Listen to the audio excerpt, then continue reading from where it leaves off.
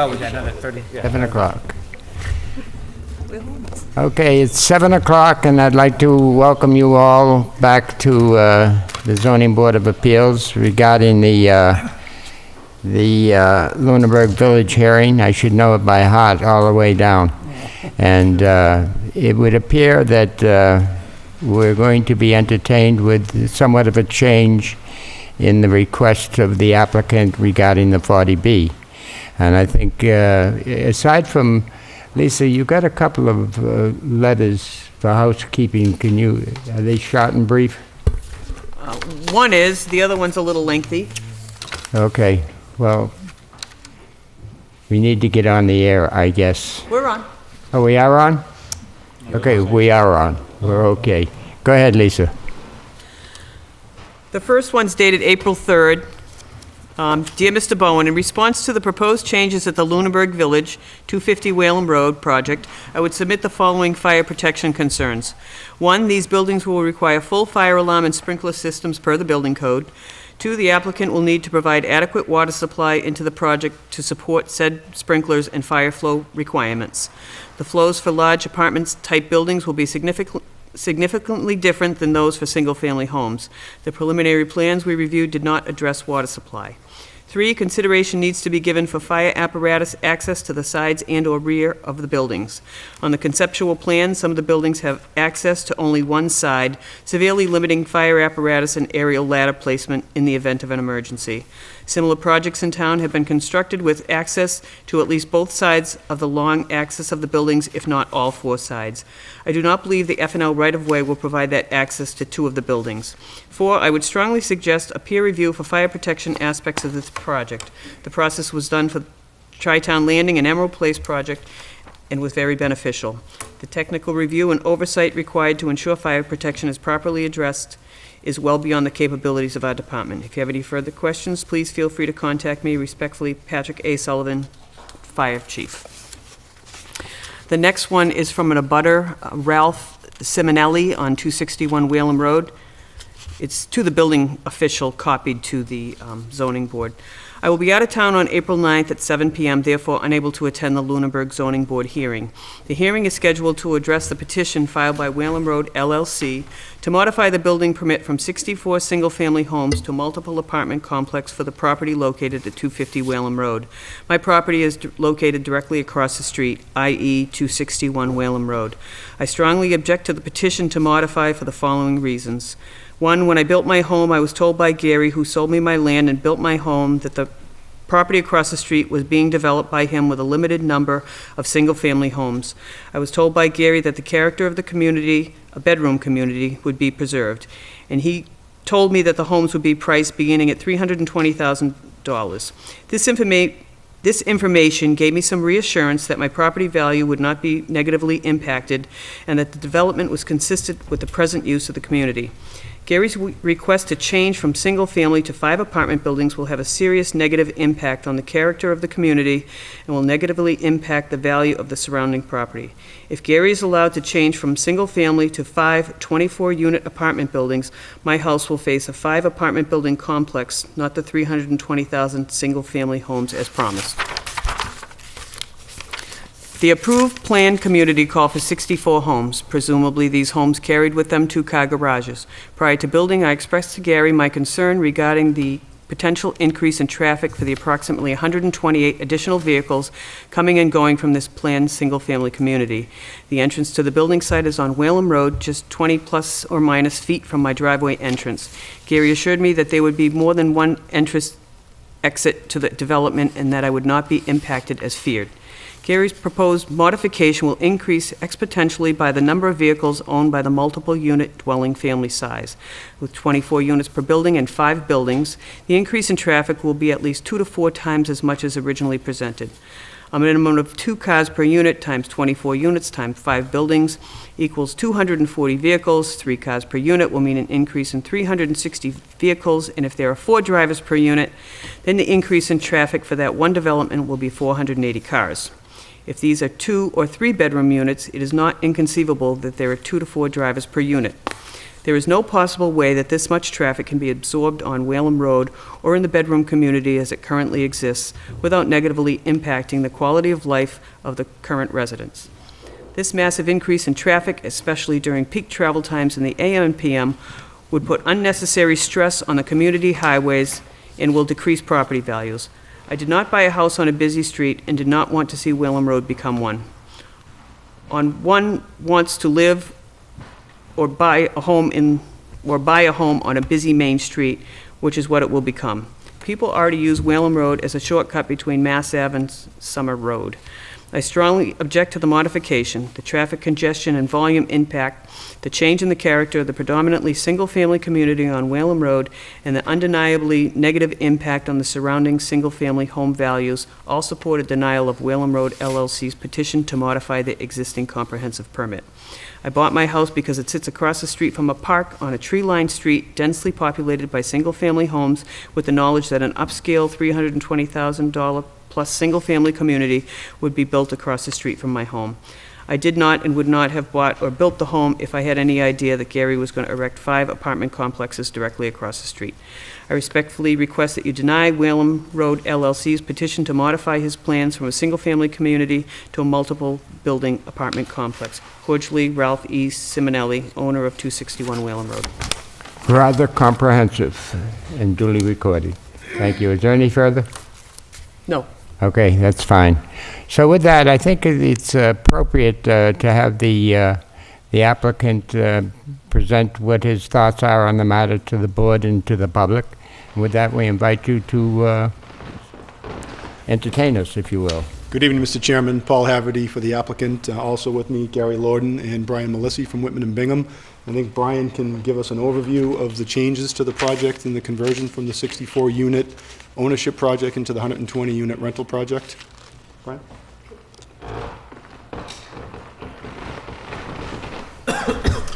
Good evening, Mr. Chair, members of the board. For the record, my name is Brian Melissi with Whitman and Bingham Associates. Over to my right is a copy of the plan with some very brief color on it.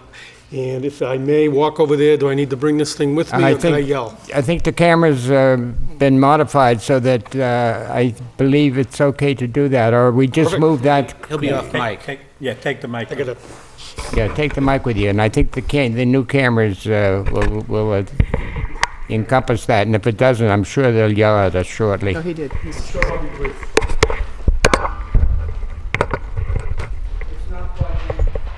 It's not plugged in. I never make it on stage. You're okay. That's, I'm good, right? Thank you for your patience. Very briefly, can everybody see the board? Can you bring it a little bit closer? It I doesn't. can. Oh, okay. It does show up. Stop. It's okay. It shows up. I was just seeing if it was on camera. You good? Very briefly, the changes are, there's now 120 units encompassed in 5 24-unit buildings. Building 1, 2, 3, 4, and 5. The entrance off of Whalum Road is exactly as it's shown on the approved plans. The way it's been designed is it's kind of a loop fashion.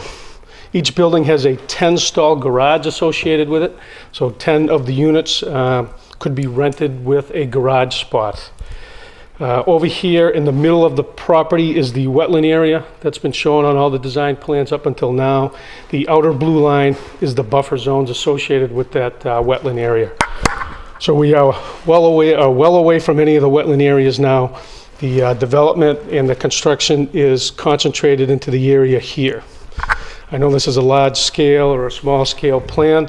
This outline here was the original outline of the property that was going to be given to the town for access to the playground from some of those original approvals.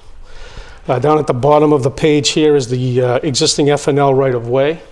And what this plan shows, this concept shows, is a access onto that for emergency access only. It's not intended to be used as an everyday access. Some of the things we haven't fully developed, all the utilities on this thing, this is just a concept plan. This is very similar in style to the building that Gary has built up in Townsend, and I do believe some members of this board went and visited one of those buildings. What we try to do on the plan is you'll notice that the parking is pushed away from the front of the building. All the access here, all the access aisles are 24-foot minimum, so that when emergency vehicles come or have to make a call to one of the buildings, there's no parking or no cars in front of it. So access to the building is unimpeded. Sometimes we put a couple of handicap parking spots out there, but again, it would not impede any of the emergency vehicles. Similar to the approved plans, we would be connecting into the Lunenburg Municipal Sewer System, utilizing the water system out here, and using an on-site drainage system. More than likely, we were able to drain or come up with a stormwater management network system for the larger plan, both the 64-unit plan that was approved, plus the 80-some-odd unit plan that was modified, reviewed. But more than likely, a detention basin would be located somewhere in this area here, up here, Dan, the natural swale area, and outletted to the natural topography into the wetlands of the project. It would certainly meet DEP standards as all the original designs. Talk about the impervious area on that side. Yep. Just very quickly, you'll notice that on the what we call the southwestern side, or over here, there is no development. That works, That worked. mostly. What we did was we provided a very quick impervious area calculation on the plan, comparing the three plans: the original approved plan, the modified plan that was in front of this board last, plus this new concept. And from an acreage standpoint, the 64-unit plan had about 6.4 acres of impervious area. That includes roadway, rooftop area, for about 15.3% of the entire land area. The revised plan, the 80-unit plan, had a little bit more, had about a half an acre more to 6.9 acres. That was mostly due to the fact that the original approved plan had two cul-de-sacs at Pleasant View and Piedmont. The approved plan incorporated a loop road with a few more units over here and a couple of units over on the right-hand side of the plan. Could you speak into the microphone, please? I'm sorry. I will try to do that. And the total amount there was 16.6% of the total land area. The impervious calculation for the current concept in front of you is 4.62 acres. Again, all situated on this side of the plan for a percentage of about 11.1%. So we have reduced it from 6.3 acres to 4.6 acres of impervious area. We tried to show on the plan some of the setbacks.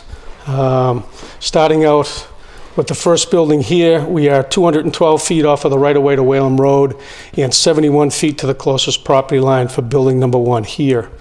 Coming around counterclockwise, the building over here would be a minimum of 141 feet off of property line, the nearest property line here, 192 feet for the third building.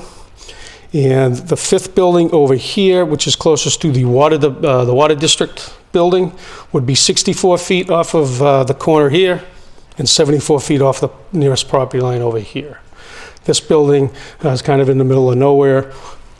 This garage, just to give some scale, is about almost 1,400 feet from Pleasant View Ave and 1,300 feet from Piedmont Ave. And again, it's situated entirely on the other side of the wetlands. I know I was very brief, but that's the concept. Okay. I think it may be appropriate if any of the other boards in town, like the sewer department I see is here, if they might want to ask questions germane to the project at this point in time. If they don't, we'll move along. And I don't... I have a question. Go ahead. Thank you. Who are you representing? Myself. Well, yourself, we're going to open up the public discussion and we're going to let you go. Then that's I probably... abut the property. Pardon? I abut that property. No, you have to get up. You have to get up.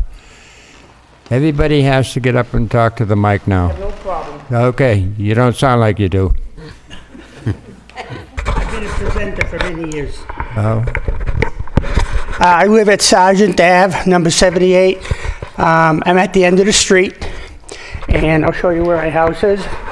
I moved here because of the property and the wooded area behind my house. Hello? Just So one my moment. house, Sir, One moment. can you identify yourself for the record? I'm sorry, Can you identify yourself for the record? yes, Arsen, A-R-S-E-N. I hope you have a lot of paper. The last name Dergarabedian, D-E-R-G-A-R-A-B-E-D-I-A-N, That's not fair. 78 Sergeant Ave, Leominster. My property, And since you're a presenter, I'm sure you're going to share your thoughts with your eyes to the board also. Thank you. I will do that. My property is right here. Okay? That's my property. There's the water main right away. One of the reasons I bought this house is because I had nothing but wooded area behind me. The realtor that sold me this property lied. She said nothing was going on back there. I would never have moved here. Okay? Originally, your plans were gonna decimate this whole area with all those single family houses. But you've changed that plan. Now you have 5 units, 3 stories high, a one entrance on Whalum Road. I assume there is another entrance or exit. I'm not quite sure if it's this waterway. Can you answer that question? The applicant could answer the question. Where's the applicant so I get my gun and shoot him? That's an emergency exit, the rear, This one here? correct. Is it gonna go out to here? Pardon me? Is that gonna be paved? It's gonna be paved it'll be paved from here and then out. Okay, but that This is, this is currently paved to here. well, We'll be paving from here to here. okay, well, it's not really paved that well.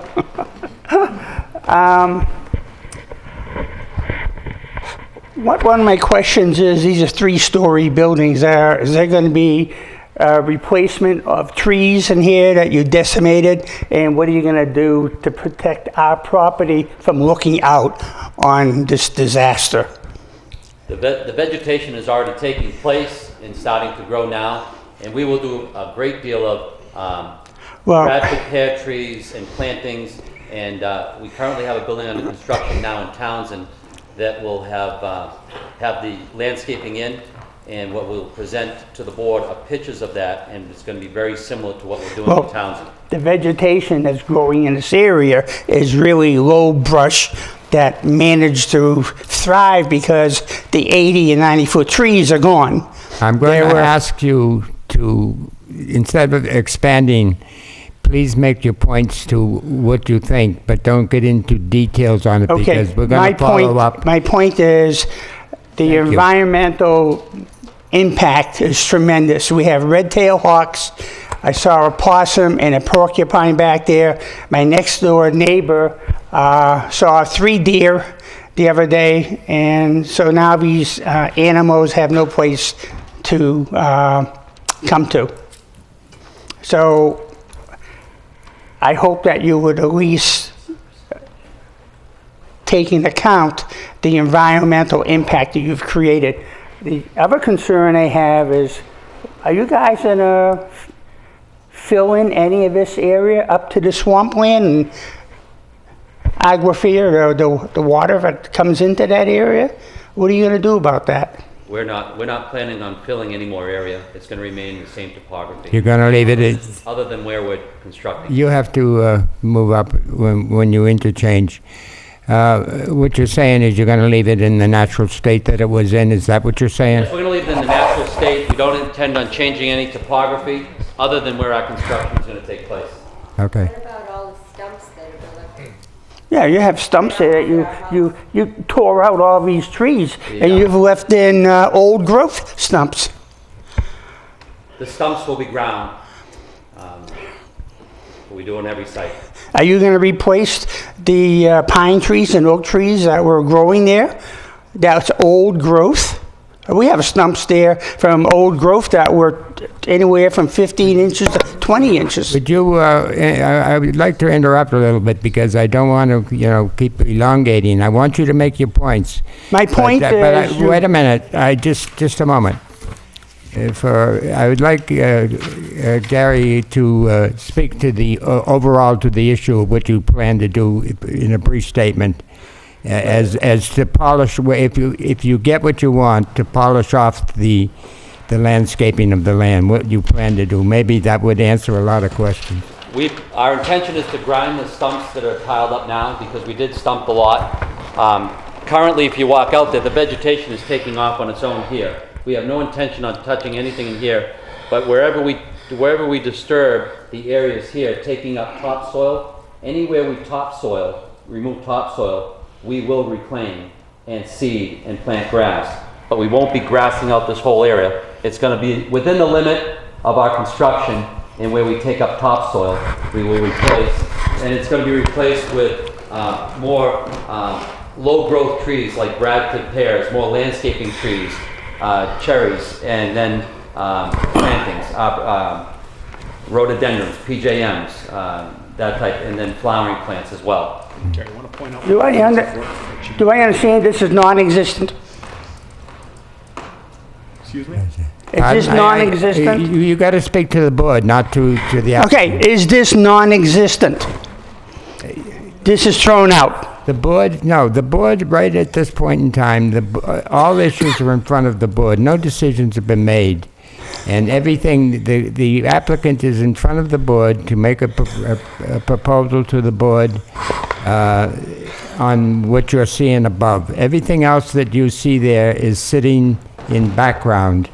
So that's not an issue to be discussed now. I think this plan, Brian, correct me if I'm wrong, is actually the 80-unit modification plan? Yeah. One behind it is... Oh, that's the original 120 plan? I apologize. By the way, Yeah, so That that's, was the original one. this looks like it's the 64-unit plan? Is that correct? Yeah, you originally had this, and then you reduced it to this, and this takes in place of those two. So, yes. Mr. Chairman, if I could make a point, I think the purpose that what the board is trying to do today is to understand what this proposed plan might be. Might. Sorry? Might. That's correct. That's correct, sir. So this is not Let me approved finish. yet. May I finish, please?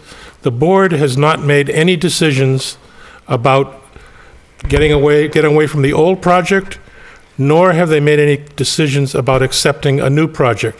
What they're trying to do is to understand what the new project might look like. Now, what they haven't seen, and what the board is looking forward to, is to seeing a landscape plan for the site, which may or may not come this evening. There are sewer and water plans that need to come forward, which probably will not be this evening, but they'll be at some future date. So I think what the board wants to do is get the whole picture, and then many of the questions that you're answering will be apparent. Ask them. Any of the questions you're asking will be apparent. The answers will be apparent, but they aren't quite clear yet. So Okay, I might suggest if you could hold off a little bit so that the board can see the whole picture and you can see the whole picture, you may get the answers to your questions. Well, I was already told that this is approved and that's Sorry, approved. sir, this is not approved. This is a potential plan that the board is considering. It is not approved. Okay. if I can interject. Thank you, So Dick. This, Brian, correct me if I'm wrong, is the approved 64-unit plan? No, which plan is this? This was, if you remember correctly, it's got a long history. That plan Yes. was after the 120-unit plan was presented.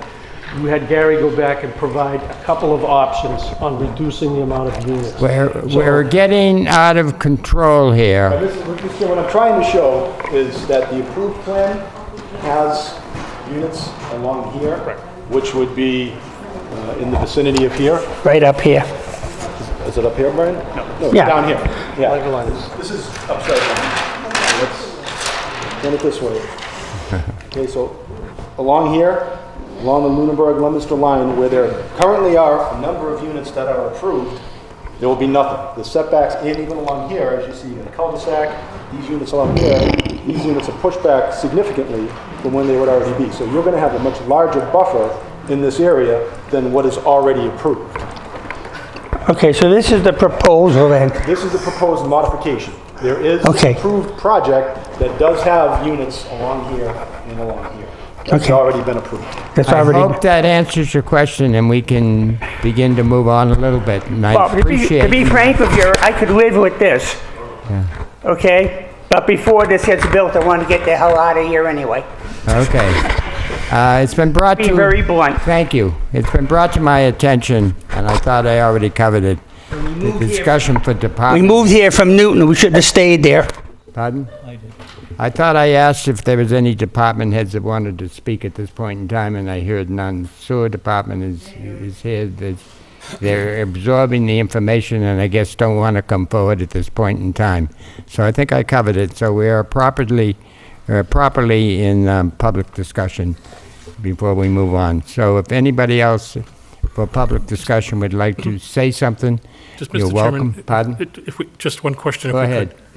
Could you please identify for the board what additional information you're going to provide, if not today, but in the near future? I can go through a checkoff list if you'd like. I'm sorry, Dick, what was that? Well, we have a checkoff list. I would assume you, let me go through, ask you the questions. Will you be providing site plans as required by, But you have to get up. You have to get in front of the mic, remember? I thought you folks would be well-trained on that microphone. Excuse me, again, Brian Melissa, Whitman and Bingham. Yeah, to answer your question, and I could probably guess that list that you're going to review, and it's probably very similar to the litany of plans that goes along with one of these filings. And yes, the answer would be absolutely. There's going to be full site plans, full site and grading plans, full drainage plans, utility plans showing water, sewer, drain. What this plan was, and what Gary asked us to do was to put a concept together so that when and if you guys went to walk that property to look at this building, that we would have some type of layout to at least speak about. I don't want to put words in my client's mouth, but I would imagine to what extent this meeting ends on either a high note or a low note, that he would give us the orders to go forward and come up with those plans. So I'm here tonight not only to tell you about this plan, but to listen to everybody's concerns, try to take some notes, and try to incorporate any of those concerns into our design. So if you'd like to go through that list, we can. you've answered most of the questions. I assume you'll do a landscape plan. We would have a landscape plan, I assume you'll do a utility plan. absolutely. I assume you will do a traffic study. We will revise the traffic study. Revise the traffic study. The only thing I need to check to see is if the traffic study was performed on 120 units or if it was performed on 64. I'm not sure, but we'll update it as needed. And you'll do a PE letter. The original traffic study was done on 120 units. Yeah, so You will do it, that's all I really want to know. You will do it. Yes. And you'll get a new PE letter. No. The new PE letter not only shouldn't be needed, I don't think we could even get it from Mass Housing. Every time I've had one of these conversions from a rental to an ownership, they've said, we'll take a look at this issue at final approval. They don't require a new PE letter, particularly since the original PE letter was for 120 units, so we're not increasing the size of the project, by what they originally approved on their PE letter. Is I that think you should. appropriate? I Thank you. think you should be able to get a letter from Greg Watson to that effect. I can certainly contact Greg and ask him, but He's- every time I've ever done one of these, his exact words are, we'll deal with it on final approval. My experience has been that in situations similar to this, where this question has arisen, Greg has sent a letter explaining just exactly what you just said. Sure, in okay. a letter addressed to the developer that then can be presented to the zoning board. Sure. And I assume there'll be a new list of waivers. yes. So this may not be fair, but do you have any idea when that information, all of that information, site plans, landscape plans, PE letter, will be available to the board if they look favorably on the discussion tonight? That's all on you. It's all in Yeah, I mean, it's going to take us a little bit of time to We do have it. the camera Exactly. focusing Yeah, really close on exactly. him. How about August 5th? Is that a good time? We would get them to the boards as soon as we can. Obviously, we would hit the ground running first thing tomorrow morning. But this board's meeting once a month, is that No, mean we twice tailor ourselves to your needs, it would appear. It's been many years that we've been You're really in going to hold me town. to They've gotten this. used to that now. Exactly. I guarantee it's not going to be in 2 weeks. We're so accommodating, as you can appreciate. And we do appreciate We that. have targeted dates here if we had our choice to pick a date, and Dick was being helpful, and Lisa, but May 28th would be the next proposed target date. Is that, or would you rather go out to July, something? May 28th. Pardon? May 28th would be, Is that a target date that you can? that is a target date. If the board gives you a positive sign after they hear from the residents, that you would be able to pull the information together by the end of May and have a more detailed discussion that would be, The only one I'm not sure of would be the traffic study. that's fine. I just haven't consulted him, so I don't know what's involved. I just imagine it's an update because the number of bedrooms should be close to the same, so I don't imagine much of a problem, but I can't speak to his schedule. Okay, So that was my primary concern, Mr. Chairman. okay, so that, it seems to cover the basis. Okay. It would, is there anything further in terms of presenting what you want to do that we missed anything? Is there further things you want to amplify on before we continue with the public discussion? Are you satisfied? No, if you recall Pardon? from the last hearing, what we had stated was we would come to you to show you this as a concept at this stage and get your feedback and determine whether or not it made sense for him to, expend the money and resources necessary to do, fuller plans. And based on the board's decision on that, are we just taking in information now and making that decision at the next meeting? What is your thoughts on the matter, Dick? I think I would suggest you hear from the neighbors, Yes. and if, after you hear from the neighbors, it would be, I think what the applicant's asking you to do is to give him an indication as to whether or not he should invest the money to do the detailed plans that the board needs, Which we're asking for on the 28th. which you're asking for on the 28th. So Okay. if the board finds that decision reasonable, then I'm sure the applicant would go do the work. With the understanding that there would be additional review to occur, but we'd like to get, a strong sense that it Okay. makes sense for us to pursue Not this. approval, it's just an indication that there's some advantages to it, and the board would like to see And- the details. Correct. You're suggesting, Dan, that we do essentially a straw vote or leaning to type of... Yeah, I think that's We don't appropriate. want to overstep our boundaries. No, not at all. I think it's appropriate to signal to the applicant whether or not this is a viable alternative. But I think in terms of organization for tonight's meeting, I would recommend actually discussing the site visit that you conducted. The folks in the audience may not even know that you had a site visit, so I think it's appropriate to discuss what happened at the site visit. I think it might be appropriate for each member to give their feedback in terms of what they think about the current plan, ask questions of the developer. I know I have some questions and comments about the site plan. And then at the end, go into the public comment period, because a lot of the questions that the folks might have in the audience might be addressed during the discussion that we have before that. And we should probably talk about the sequence of events. Dick started to talk about the additional items that need to be filed. My recommendation would be that you would have a peer review of this revised project. Certainly, the scope of the peer review is not going to be the same as what we had before, given that we already know the site. But the building is different, the roads are different, the stormwater will be different. So there should be, in my view, a limited amount of peer review done by a civil engineer, and I'm assuming Ross Associates would do that. There should be a pro forma that's submitted for Dick to review, and the waivers should be reviewed as well, but I'm assuming the waivers are going to be fairly innocuous, given the changes that have been made. It may actually be further reduced. That's what I mean, yeah. When should we conduct that peer review, or should it be conducted? I think it needs to happen after we receive a more detailed set of plans from Brian. Okay, so that would be just after the 28th, when you assemble everything together. He could submit the plans before the 28th, if he hasn't done.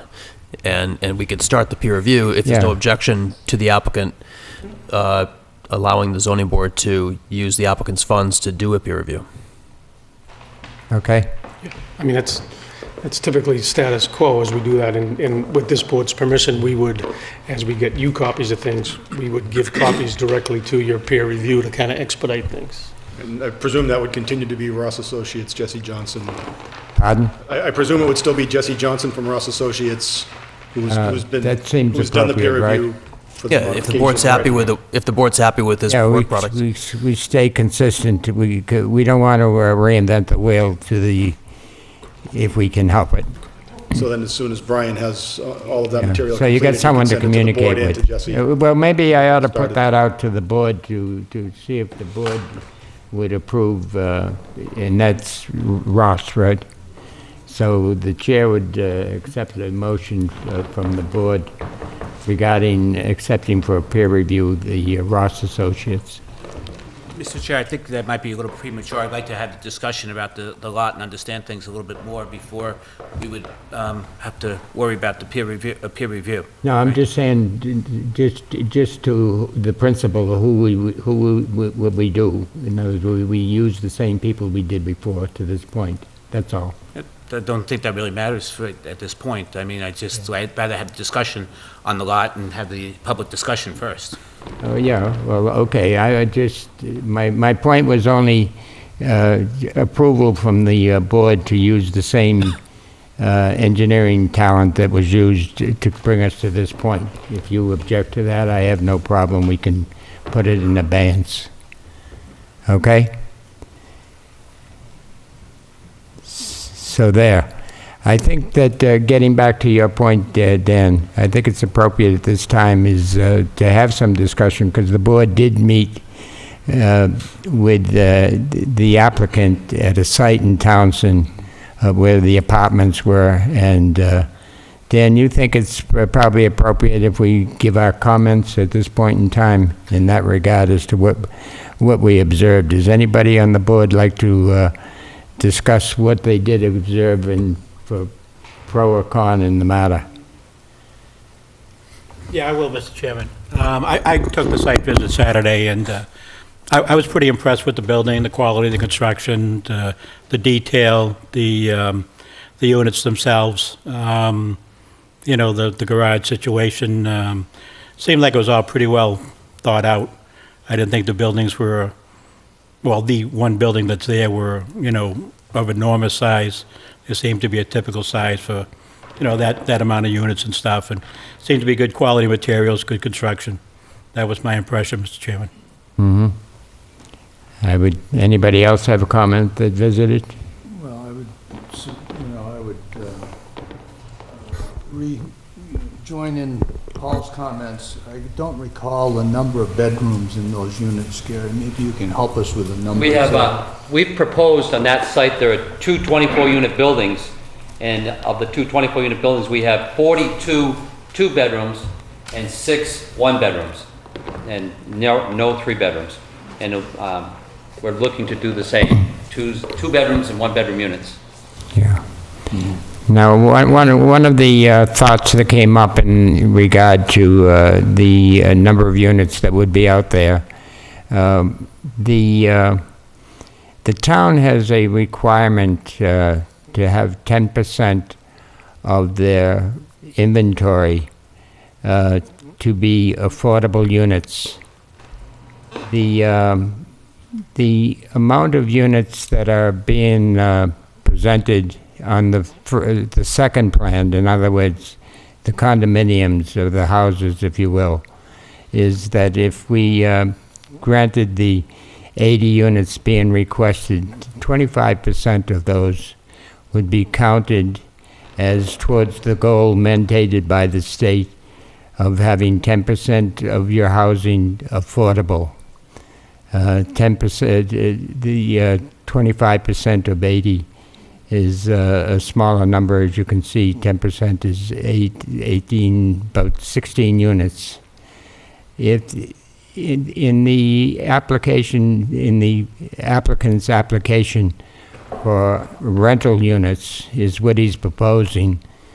The number, there's 120 units 100% of them would be counted to meeting that goal of 10% of the inventory in the town.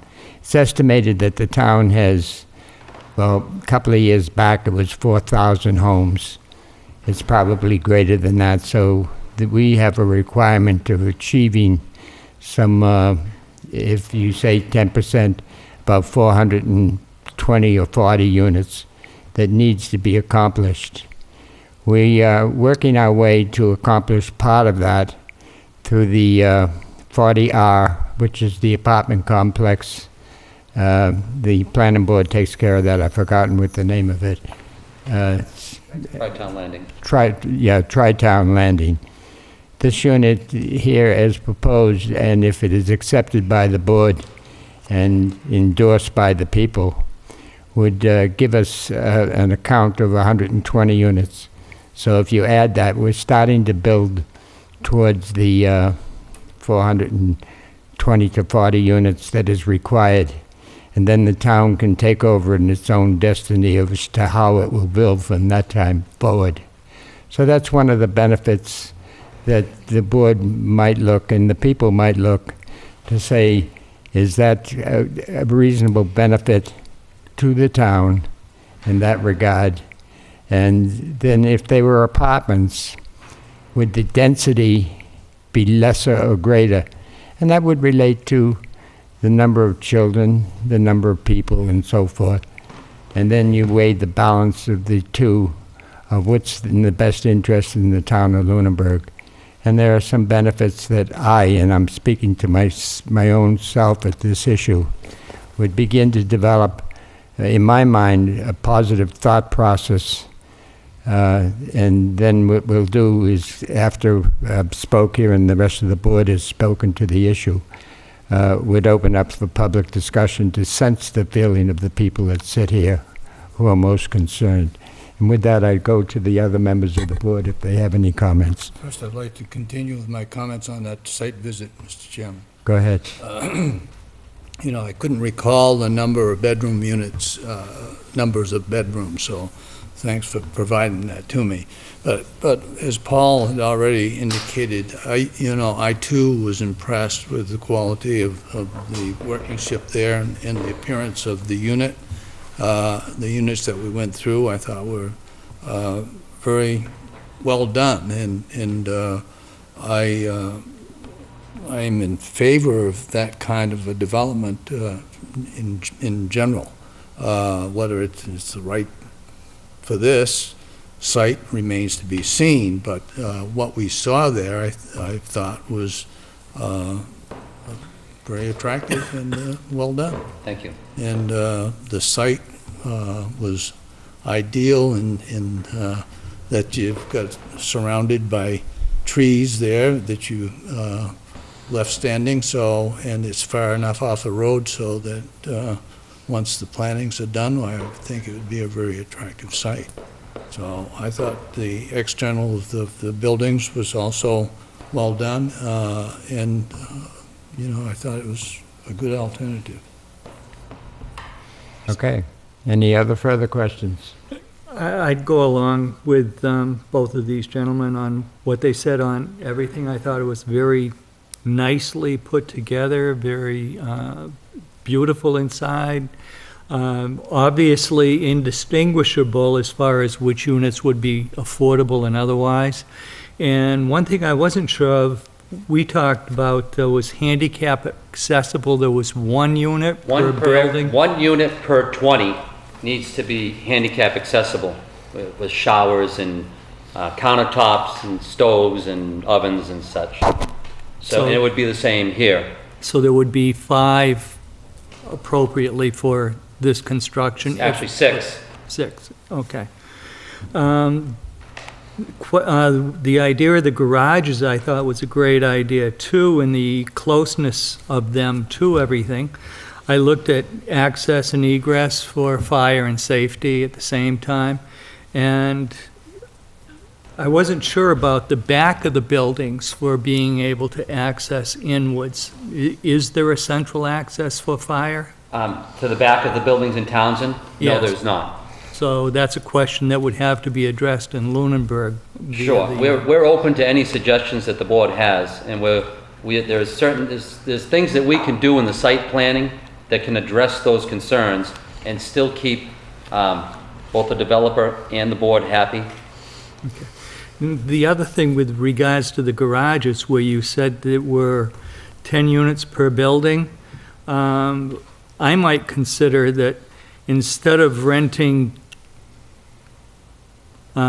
2 to 1 person, initially, if they were interested, that it be a first-come, first-served basis of 1, and after the whole units are done, if there are any remaining garages, then a second one be available to anyone else, so that more people would be able to have something self-contained. That's a good idea, especially in this situation where we have fewer garage units, because I wasn't quite sure how the public and how the board would entertain garage space. I think it's a terrific idea, and I think it's something that renters today, people are downsizing, moving from the big white elephant homes, and they're renting, and they want the units very nice, they want them plush. And so with a limited number, 10 per building, it may be best, and we can also put that in the guidelines for the I know I'm putting the cart before the horse, but we certainly can put those in at the end. Thank you. One of the other thought I would have is that since these are going to be rentals and they're going to be 1 and 2 bedrooms and not multiple bedrooms as previously proposed, the one thing that you always have a concern about is for the education of the children and the number of children that we can support before we go on and build bigger and better schools. It would seem that the number increase of children based on the proposal would diminish the number of children. In other words, we maintain a balance as to what the school department has already planned, and would work within not an expansion greater than, because we take a number like 120 over 80, that's a big number, and then you could say how many more children are we going to have to support. Well, the 1-bedroom, 2-bedroom concept Mr. Chairman, it's self-checking as you see it. switching from either 64 or 80 3-bedroom single-family houses to 120 1- and 2-bedroom apartment units is going to greatly reduce the number of school-age children that I wouldn't step over that far, but you're probably correct. It will. Yeah. When you start to really rack up the number of school-age children is when you move from 2 bedrooms to 3 bedrooms. Yes. That's when you really start to see a large number. 4 or 5 Study after even. study. Well, I'm sure that one of the things that we'll deal with if this goes forward in the planning stages is the exact number of bedrooms we're talking about versus what it was with the previous request for modification, that number of bedrooms. I don't remember what that number is off the top of my head, but that's a fair comparison. Sure, so you can certainly look at the What is number the of total, if you have out of that 120 units, what is the total number of bedrooms? I think it's 230. What is it? 230? It's up there, there's 105 2-bedroom and 15 1-bedroom. So 210 plus 235. 235 bedroom units. And if Not you would have bedroom, you would have 240 if it was an 80-unit, 3-bedroom, single-family house project. But on the approved plan, on the 64 In the 60 v. approved 60 plan, how many bedrooms was on that? 180. 192. 192. 192. Thank you. Okay. Dick, do you think we need to cover anything else before we move to public discussion? Do we have more questions from the board first? We'll go ahead. We usually do public discussion, then the board, then All right. we chew it up, but that's okay. You're on, All right. your mind is on So, track. so you mentioned 10 garage spaces. You also mentioned that there'd be a couple of handicap spaces in the front. What about the other vehicles? Where are they parking? The vehicles parked, the parking is here. This is if you did not want, there are enough parking spaces that if 0 people choose not to rent a garage space, that everybody in the building can park here. And then there's also parking within the garage. And the way we treat the garage is the same we will in Townsend, so that It'll be units that are 12 by 22 deep, 9-foot door, and have a garage door opener. So as the tenant comes in, they'll be able to hit the garage door opener, drive in, park their car, go into the unit. As they approach the unit, at the next meeting, we'll provide colored pictures of, large colored pictures of the building. But what they'll see is a lot of turned dormers on the building to give the building more ooh factor, more character. An 8-pitch roof on the roof as opposed to a 5, because the 8-pitch roof is going to give it a richer look, a more elegant look. So with the extra roof lines combined with the extra pitch to the roof, gives it a much more enhanced look. We'll have a very formal front entry that is all cultured stone. As you walk into the entryway, there are mailboxes. There's an electronic fob. You won't need a key. You'll just swipe your fob. The door unlocks and allows you to come in. If you want access to a unit, you'll need to push a button to alert the tenant in the unit, and they can choose to unlock the door electronically if they so desire. As far as security issues, there are cameras pretty much everywhere. Cameras outside the building, cameras as you approach the building, cameras in the foyer, cameras in the elevator, cameras in the hallway to ensure public safety. And those cameras go directly back to my home and to the security company as well. So we can pull up the view on your cell phone, you can pull it up on your computer. So it makes it a safer environment. Not to bore you with it, but I'm going through a process now of renting an apartment for my daughter in the city of Boston. She's going to law school next year. And in my search, as a parent, when you start to look, I was in Brookline and Alston, and I looked at many buildings. They're beautiful brickstone buildings. But as my daughter, who I value more than anything in the world, I know she has to be on the 3rd floor of the building or 4th floor of the building. I start looking around and I say, there are no sprinkler systems. And the fire escapes are inadequate. Everything's inadequate. And then I looked on the news and I saw one of those beautiful buildings, a fire burst through. So all those things, as a concerned parent or a concerned renter, are addressed with new construction. It's fully sprinkled. Fire protection is enhanced everywhere. Noise transfer, sound transmission rating between floors and walls are at extreme levels. So Can I get back to my parking questions for a minute? I started to run off. I know, you can get those questions you're on a later. roll. So how many spaces are you proposing for each building? You said adequate. What is adequate in your mind? Right now, that concept shows two parking spots per unit. So you have 48 parking spots in front of each unit? Correct.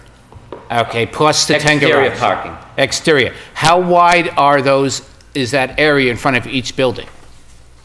The aisleway, but from the building, So in other words, I'm looking there, you said to me you have 48 spots in the middle of that aisleway. How wide is that aisleway right now? 24-foot aisle. The way this is shown is about 10 feet off the building to the edge of pavement, 24-foot aisle, and then a double-stacked row of parking. And then a 24-foot aisle where the garages are. So is the question, how wide is the double stack of parking? So it's the double stack of parking is roughly... 19 and 19, yep. Okay, so that's roughly 1938, 38, 24, 28. So you have almost 80 feet of pavement, 90 feet pavement there before you hit the garages? Correct. Okay. Where is visitor parking? As of right now, again, the concept showed 2 spots per unit. Right. We Where don't is really visitor show parking? any there isn't any shown right now. Okay, so where would you proposing visitor parking? If I may, and I'll yell, there's plenty of spots between some of the garages and the interior. There's plenty of spots for a bank of parking over here, as well as over here, as well as over here. So there's plenty of room to put visitor parking or a bank of visitor parking spaces. So that would be over and above what I'm seeing there as pavement? Correct. I would suggest, though, that we're at slightly more than 2 spaces per unit. Right. For 1 and 2 bedroom units, that's more than adequate. Because it's not going to be 2 designated spots for each unit, correct? No, and then you're also adding 10 spots for garage as well. Right. So you're at 30. I don't know about your garage, sir, but if you only have a single bay, you have no spot to put your car in the garage, you know? It's an apartment, though. Well, yes, and then what we're hoping for most Yes, people... but I just downsized and I took all that junk from my house and I had to put it somewhere, and that's in my garage, so. But generally, for apartment units that I see of this size or even larger, if the number of spaces per unit is under 2, it's between 1.5 to 1.75. So I think that the parking that's shown already is more than adequate. So I would suggest if you have concerns with the availability for parking for visitors, or if you think it's inadequate, rather than suggest that there is more impervious surface put on here, you require, Tim to show a land-banked parking area, so that if in the future it was shown that there was a need for that additional parking, you will know that it's available to put in there. I understand. But I'm just asking the questions, so Sure. right now I just get an understanding of what's going on right now, type of thing. So you're saying also you're proposing that the roadway that was going to Whalen Road is not altered in any way right now? The entrance, no. The entrance? No. It's the exact same. Even though there's an possible increase in the number of vehicles? Yeah, I don't know what that count is right yet, but what did we increase the bedroom count by? 32 or something. 32. Yeah. The original egress driveway was designed for the 120 units. I know it wasn't approved, but the first concept way back when we first started this had 120 units on that side. And those are 3-bedroom. And those were 3-bedroom, Correct. not 2. Correct. 2 and 1.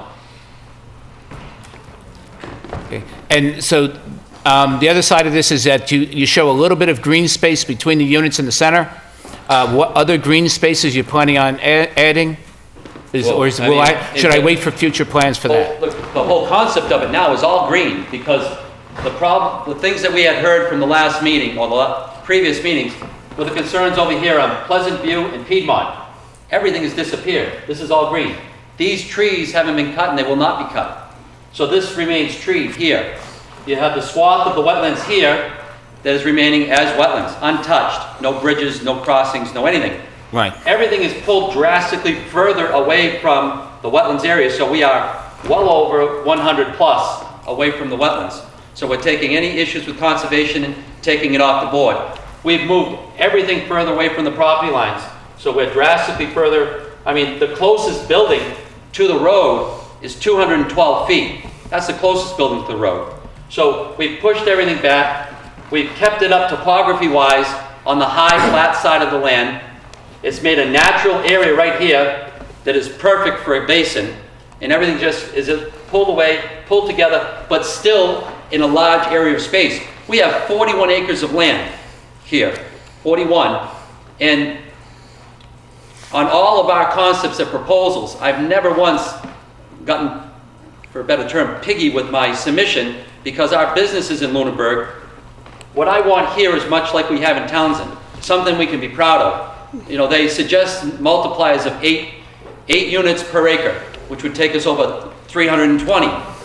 But we're looking at 120, over 41 acres of land, lots of open space.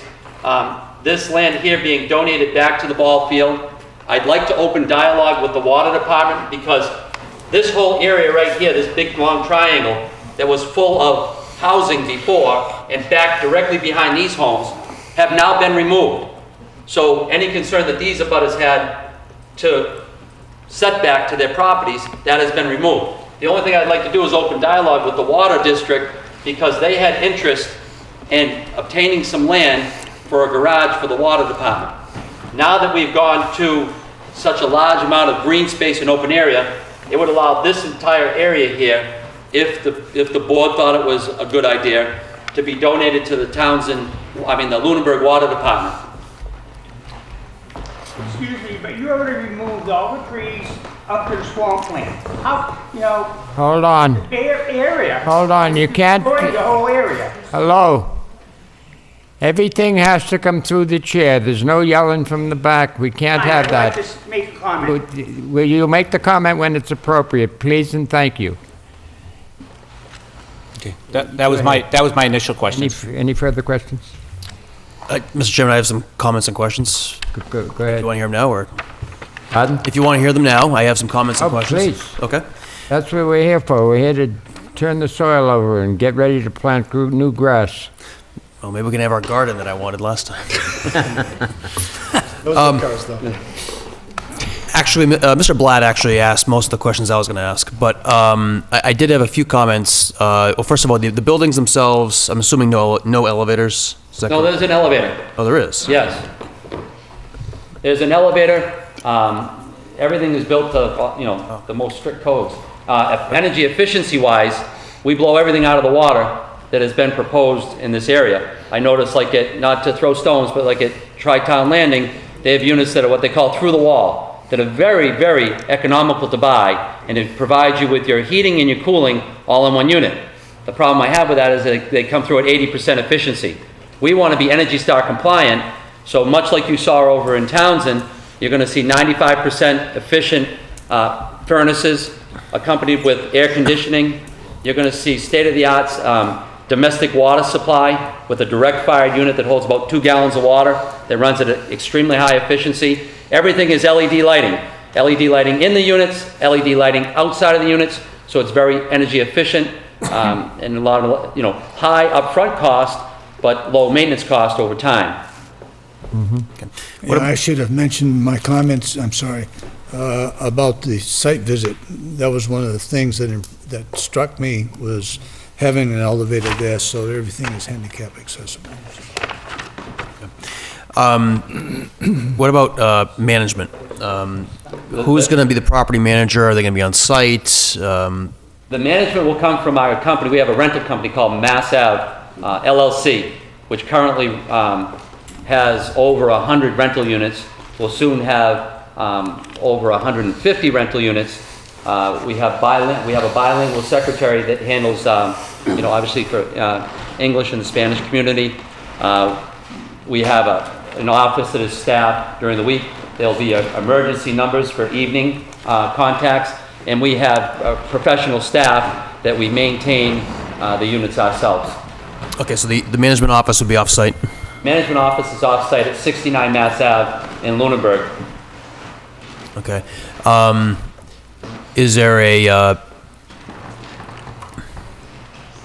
any management space or maintenance space or anything like that? No, what there will be is we will keep one garage bay for maintenance equipment and so on. The other thing that we do with all the larger buildings is we always have, in the wintertime, a loader on site, because when it comes to snow removal, I don't like to have any snow on the sidewalks. I don't want any snow in the front of the building. So all the snow will be removed. On our plan, we'll have an area designated for snow storage. But we remove everything right to the curb. We take snow blowers, we move everything back, and we keep a loader right on site. Mm-hmm. Will there be sidewalks in this internal roadway network? Yes.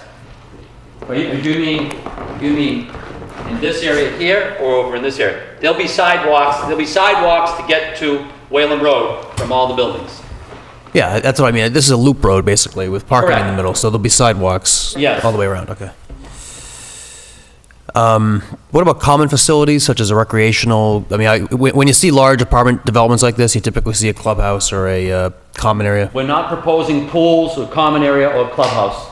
They obviously have a rec area and the park area next door as well. But nothing indoors? Nothing on the property. No gym, nothing like that? No gym. Just in terms of design elements, and as this board knows, I sometimes go beyond my legal training and pretend I'm a designer. But I have an interest in the way things look, and I've seen hundreds of these applications in the past, so I have some ideas of what things can look like. The one thing that sort of struck me was that all the parking is in the front of the buildings and not behind the buildings. A lot of developments I see is the opposite, and one nice feature about having parking behind the buildings is that you could have this green that's in the middle front the building, so that people can walk out their buildings. There might be a sidewalk in front of their buildings, and then in front of them is a nice green with park benches and slopes and rolling hills and things like that. Instead, you walk out the front of your building and there's a sea of parking. But one thing we purposely have done, which we have done, as you saw in Townsend, and I'll have colored pictures of landscaping, by keeping, most often when you see multi-units like this, the parking is right in front of the building. I mean in front. They pull in because it's convenient, because over time people have gotten very lazy and they like to almost pull into a unit, open the door and park the car inside the building if they could. But we've intentionally kept it away from the building so we can do a nice job of landscaping here to accent the building. I know Dan's talking about having parking in the back, but what we've done is moved it away from the building so that we can landscape here, still have it in the front, have it be well lit. I respect your idea of putting it in the back, but I would strongly be against it. Why is that? Well, just looking at recent things with my daughter, if I would have parked my daughter back here and she would have to walk around the front side of the building in an area that is not as well lit here, or was lit in the back, I would rather have her be in the front where the cars come in and where everything's well seen. But I guess my point would be that there would be entrances on both sides. There would be an entrance in the rear of the building where the parking would be, and then there would be entrances in the front of the building. I'm not saying you have to do this. I'm just suggesting that aesthetically might be more pleasing to have. I think that would also result, though, you'd have to increase the impervious area. You'd have to make a wider loop road, I think, in order to do that. Yeah, but it would also... It would also result in cars coming in and their headlights flashing into abutting properties. Well, there's other ways to deal with that. But I guess that you're going to have to deal with the fire chief. He wanted access around the buildings, and I don't think that's inappropriate. No, but as we talked with Brian, different ideas, you put a hard base underneath the loom surface so that if you were going in a wet season like now, the spring, you'd have a very durable surface underneath 4 to 6 inches of loom in a designated area, and then still have your green area, so it's a happy medium. But those are things that we could discuss further down the road that I'm amenable to addressing as well. And I'm just throwing out ideas. I mean, I understand. I see projects built different ways, and that's... The more ideas, the better the project. I mean, I guess what I'm concerned about is you're concentrating development, which I think is good from a land use planning perspective. You're concentrating development, less impervious area, you're keeping a lot of open space untouched. But that's great as long as you can provide some real usable recreational outdoor space for folks. That's, what you're showing is a potential green area, but you're surrounded by garages, which... There's a tremendous amount of area, real usable area from this whole area right here. And keep in mind, the scale on this, Brian, is 1 inch equals 80? 1 inch is 80 feet. So for every inch of space is 80 feet. But you're not going to landscape that area, are you? No, but if the board were to say, hey, could you put say for instance, could you put a field right here and keep it mowed so that the kids can play touch football there? Okay. Those are things we can discuss, because we certainly have only covering a little over 11%. We have, a large area left to play with. I don't want to get into the weeds too far in this. This is really a site planning issue. I understand. I understand that what you've shown us is simply a bare sketch. You probably told Brian to put some buildings and a road on a plan, and that's perfect. But just as we go along and as this evolves, it might be nice to see some imagination built into the way this is designed. I guess that's my main point. In terms of the butters, I think the trade-off of concentrating development tight is that it might have an aesthetic effect on the neighbors, but that actually might be easier to control because it's a smaller area. So you might be willing to, provide a more robust, landscaping buffer where there are close neighbors. And I'm thinking, one of the things that I've seen lately, particularly in Sudbury, and Mr. Haverty may be aware of it since he's working in the town, is building up a natural earth berm and putting trees on top of the berm. That actually, surprisingly, doesn't look that bad. It actually looks kind of nice, and that might be an option for some of the rear abutters on Sargent Way, the gentleman left, and of course the folks who are on Whalen Road, who I know are here tonight as well. I mean, having that natural berm high with trees on top of that could completely block, this project. When you say a berm, you mean build up the earth. Build up fairly high. Build up probably the width of the stage. Build it up to 10 feet, and then on top of that, put bushes and. I have that personally at my house. I have a knoll that comes up. It's a natural knoll. Mm-hmm. And they put a development, which you built them, behind me. There's 8 or 10 houses. And then from my house, you can't see them because of that. It's small. It's a small berm, but pretty high. It definitely helps with the screening. That isolates everything. It's like I'm by myself. It gets it more immediately as well, because, when you do a landscaping planting, they're obviously, much smaller and they need years and years to grow. So by doing a berm, you're actually, getting a head start on that. It works for me for privacy. That's interesting. Okay, and go on. You're on a roll. I was on a roll, but anybody else want to be on a roll? Dick, have we covered it? Are we ready to expose the public? or expose us to the public. Are we all set here? We've kind of covered the bases pretty good. Thank you for interrupting me. You created a good thought process. Okay, with that, we'll, once again, I want to say department heads, if the department heads are here and want to say anything regarding the issue, or are you holding back until the next round? I sense that. So with that, we open up with public discussion, please. And you got to get up. Unfortunately. Won't be long before I need one of those guys. My name is Carol Beauchesne. I live at 62 Rambrin Road. Now, I know on his plan, he is not right now building anything. That's going to be the same trees and everything that it was. But he still owns that land. Does he realize that land is landlocked? I didn't get an answer the last time, and the lawyer was supposed to send me supposed papers that proved it wasn't landlocked. Well, I don't think anything has happened since 1988 to make it not landlocked.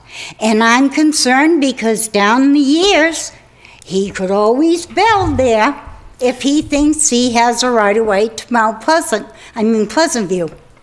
Well, you brought this up before, but this board really can't handle the issue, and the applicant owns the property, and you're suggesting that there's some landlocked aspect of it, and it would seem to me that that's not in the domain of this board to adjudicate that, and that's probably a civil matter, but I would be surprised if the... I don't agree with you. Mr. Chairman, no. Can I make a comment, Mr. Chairman? The issue you're talking about isn't affected at all by this project because the developer... Right now. Can I finish, please?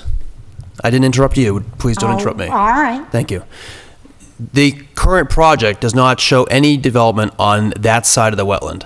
Yeah. So I don't see how that comment is germane to this application that's before you. It would have been germane in the previous It would have one. been, it was, and we took... But still, it wouldn't be in the domain of, with this board. It's rather a civil matter that the applicant, having owned the property, should be aware that he was landlocking and there were other issues, but not that's a separate that we issue. could control, that this board. That's well, my problem. the last time at the board meeting, I went through all my issues that I had on the end of Pleasant View. Yeah. And the lawyer that he had with him that night argued with me, and then finally he said, I'll send you the paperwork that I have. Yeah. And then Lisa offered to be able to give him my address to send me that paperwork. He never did. Okay.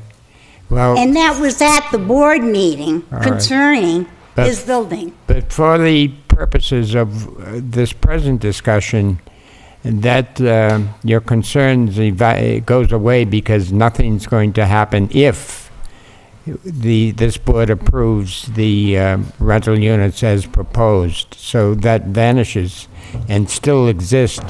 And I would expect that the applicant might have some concerns. I don't know when he's ready to, or if he wants to speak to the issue. And I don't see anybody, are you volunteering? Of course, Mr. Chairman. Go ahead. As you recall, at the last meeting, we did have a discussion about this, and I did say that I would submit the letter that was submitted 2008, somewhere around that time. I said I would submit it to Lisa. I did look through my files. I wasn't able to find a copy of that letter. It's been quite a long time. I'm not sure what happened to it. But as Attorney Hill has noted, the issue is completely rendered moot pursuant to this proposed modification, because there'll be no work going on that entire area. There'll be no use of either Piedmont or Pleasant View, ever, because once this project gets built, that area is still part of the 40B site. Recent case law, and Attorney Hill can let you know about that, where an approved and constructed apartment complex looked to come in and do a modification and was essentially told, you're already up and running, there's no way you can ever show us that you need a modification to make your project economic, you've already been running successfully. That would be a condition of this board, that site, you can't chop it off later and put a half a dozen more over there. Absolutely, that's an appropriate That would be. That would be a no-no? That's a no-no. In other words, the project is the project, and whatever we approved, and we can have that in ink. I think we would do that, Dan. That the project is the project, the houses are the houses, and they can't chop it off later and say, hey, we got a nice little lot here, we're going to sell it to someone else to put a half a dozen houses. That won't happen, I believe, right, Dan? Well, it's a condition that can be imposed by the board in the permit, so that's something we can discuss with the applicant. So there. Thank you. Now I don't have to worry about fighting anymore. There you go. Okay. Excuse me, before you leave, can we ask your opinion on which proposal, since that's what we're here for, is to hear the public opinion, which proposal you would prefer? Oh, I definitely approve tonight's. Okay, very good. Definitely. Thank you for your opinion. Thank you. Can you take a chair? Can you sit up there? Nope. Thank you. Anybody else like to speak? Come forward, name and address, and have your say. Hello, my name is Crystal Chaffee. I live at 28 Lizier Ave, which is right next to the Brian J. McNally baseball field.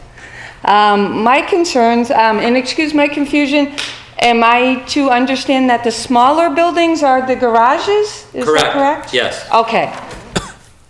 So actually, there will be 10 buildings altogether, if you could include those. Yes. Okay, thank you. A lot of my concern would be basically, if these are going to be rentals, these people are not going to be paying the taxes that we pay. Is this going to increase our taxes? Well, as far as sewer, water, etc.? Absolutely not. No, the taxes on this project will be paid by the owner of the project, which would be Mr. Lorden's company. Okay. The taxes are calculated differently when it comes to large commercial apartment projects than they are for real estate, for single-family homes. But there still is a very significant tax burden that Mr. Lorden's company will bear. In fact, I don't know if have you actually calculated the difference in taxes that would be paid by, no? No, I have not. Okay. It's possible for somebody to do that calculation to see what the difference would be in tax assessment between this project versus the single-family homes. Okay. And as far as the recreation area that you're talking about, the only thing there right now is baseball field. That's it. I was, as well as other folks, from what I understand, originally there was supposed to be some kind of park type area that was supposed to be built. Is that still in the works, or has that been shoved aside? Miss, you have to ask us. You can't ask him directly. I'm sorry. Well, that's the guy I was letting her, he was getting ready to respond. As part of the initial approval, we did have an agreement with the developer that he was going to install playground equipment in that park. Okay. So it's going to become a better park. Right. He was going to add land to it from his land, gift it to the town, and then install playground equipment on that park. I think, and I may be misspeaking, we'd have to go... You have to get up. Yeah, we'd have to go to the original decision on that, but the way I recall it, and I may be completely wrong, is that we were clearing the area, stripping the loam, screening the loam, and getting it ready, and if at the end of the project, it was my desire to do it if we could afford to do it, but it wasn't mandated that we were doing it. I disagree. Well, no, I may be wrong. The trade-off was we were going to let you do you were going to not have to do the granite curbing, you were to go to Bitmus, and the trade-off was you were going to install. I don't remember, that's what I'm saying. But that is the agreement, my understanding is, and you were going to install it. Yes. And your comment was that if you did it, you wouldn't have to do prevailing wage, so it'd be cheaper for you to do it than what you just said, and then for the town to do it. Right. That's my If recollection. the decision, whatever the decision says now for the 64, we're going to do the same thing. If the decision says that whatever it says, we're going to abide by that and stay with it. I just But additionally, as Attorney Hill brought up about recreation area on the site, If the original decision doesn't state that, maybe we can consider looking into, adding it anyhow to provide an amenity that could be used by the site as well as the public. And where exactly would that be? Could you point that out, please? This area here that's lined out, so if this is the baseball field here, this is the parking lot for the baseball field, this is the area that we'd be donating. I'll trace it with my finger. This area right here. So that's approximately what? I believe it's 3/4 of an acre? It was It's approximately 3/4 of an acre. And it would be there. That's exactly how we Okay. said it. How about parking for that park and/or extra, the baseball field per se? Would you extend the parking lot from the baseball field into that? How does that work? These are things that we can discuss, and I think you have a lot of good ideas, and I certainly would invite you to attend the meetings so that we can discuss that to see what's best, what might benefit the town, and how could we provide that service. Because doing things like that for our company, it's not an extreme cost because we own our equipment. I can actually run the equipment, I can do it. So I can put sweat equity into developing something like that for fewer dollars than what the town could once the town purchased it. So I'm not saying that I'm going to make everything blown out, whatever. We need to run some numbers, we need to have some discussions, but I'm certainly open to doing that because I like public safety and I like things for the children in town. So there's certain things I'd like to participate in as long as we can afford to do it. Okay.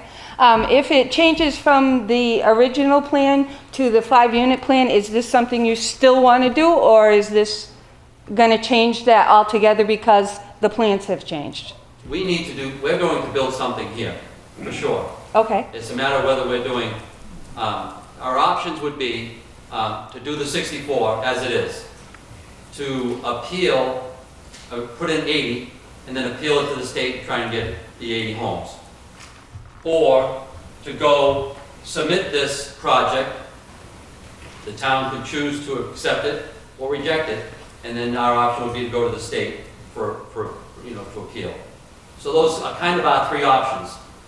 I personally, being elected, our business is in town, the last thing I want to do is fight with the town or fight with the residents. I kind of want to do what's best for the town and do a project that's going to fit and be very nice. And we spent a lot of extra money. Yeah, that was We're going to do an open house. We're going to do an open house in May on our project, before May 1st, on our project in Townsend. And I would strongly encourage all of the abutters here in this room to come out and see a finished product. And I'm sure they'll agree. I can stand here all day and tell you, oh, it's beautiful and it's wonderful. And we're doing granite countertops and undermount sinks and tiled floors and great sound transmission, the best of energy efficiency. I can tell you until I'm blue in the face, but the proof in the pudding would be actually seeing the product. And I know you'll be quite pleased with it when you do. We're doing a lot of shake shingles on the outside, cultured stone, irrigation. So it's a nice looking project. Mr. Warden, you're proposing that, so if at a bare minimum, you're proposing that 3/4 acre park that you agreed to before with playground, as a bare minimum, that's going to be on this property? Whatever we agreed to in the decision originally, we're going to go with the same decision. As a bare minimum? As a starting point. Okay. All right, thanks. Even if it changes from the single-family homes Doesn't to matter. the units? It doesn't matter. Whatever we said we would do on this recreation area. I'm not talking about down here. We're talking about, her concern, I just wanted to address. Yes, about the recreation. We knew you were going to get your pitch in all the way. We cut you off, but you rounded it out in the end. You weren't going to let it go. It's on TV, right? Yeah, we're not buying. Miss, Yes. which version do you like? The old one or the new one? That's what we're really looking for tonight. And if everybody could remember that when they come up. It's Okay. still- You want to send out a lifeline? Definitely. Phone a friend. Yeah. Several if I Ask the can. audience. Absolutely. Okay. Thank you. You're welcome. Anybody else? Come forward. Name and address. Mike Del Judas, Mass Ave. So I'm actually in the center of town, so I'm not in a butter.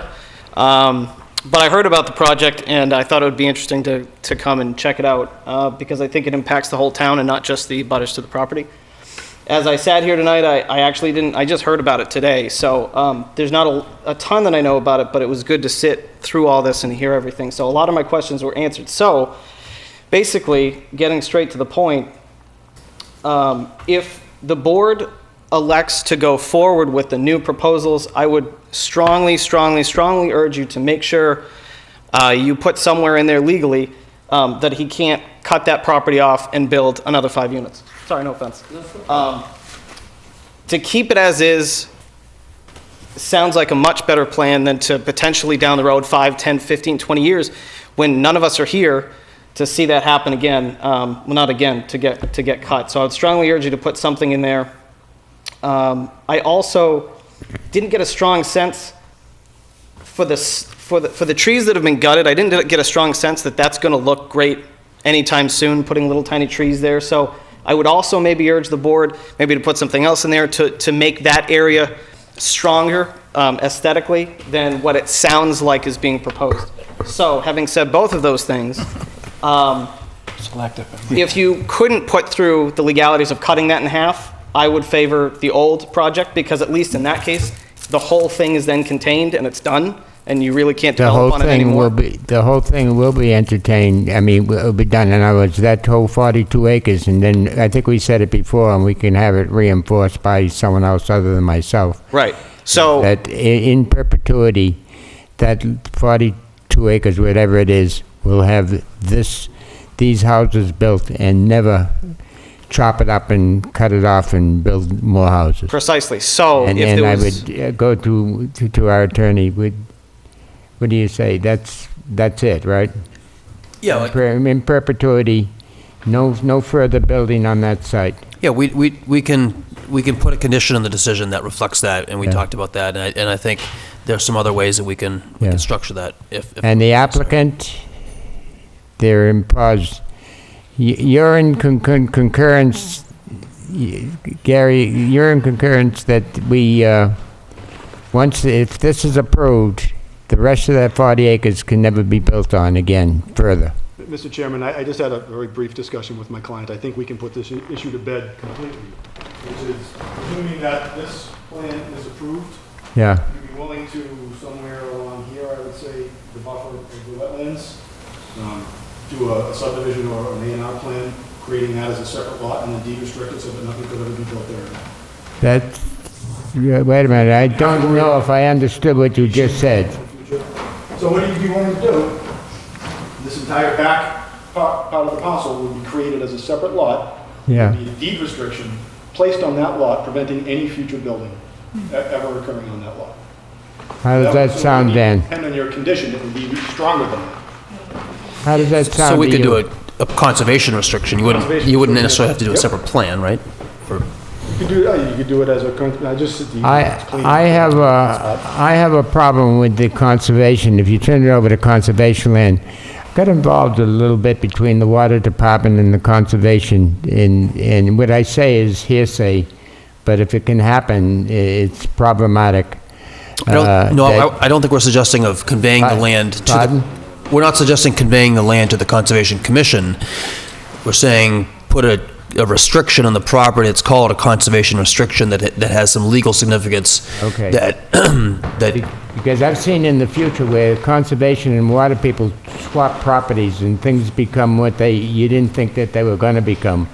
In other words, you get conservation, it's a piece of land, and they treat it as conservation. Then at a later time, the conservation swaps with another department, and they turn around and put wells in, things of that nature. So you understand. So if that door was opened by taking that action, I would have a problem with it. Well, we can talk about this probably at another time, but just a brief summary of the way the law works. I mean, for us to have a restriction on the property, someone has to hold the restriction. So that someone would typically be the town, and it would typically be the Conservation Commission that would be the beneficiary of the restriction. So 20 years from now, if the Conservation Commission gets approached by the Water Department and says, can we swap some land, then it could be within the Conservation Commission's discretion to do that. The alternative is... To the lake that I live on, was a thought process in the past. You get nervous about that. There's other alternatives. We could designate a nonprofit entity to hold a restriction. I mean, that's possible. But a deed restriction is generally much more stronger from a legally enforceable position than simply putting a condition in the decision. So that's a good concession that the applicant is making, that they're willing to put a deed restriction on the property. Okay, as long as And you the... could also do both, Mr. Chairman. You Pardon? can include a condition, you can include a condition that says no further development, and then, in addition, a condition that requires us to place it, under a deed restriction. As long as it could be satisfied with the purposes and intent that we look at it today. Yeah, I have no further questions. Okay.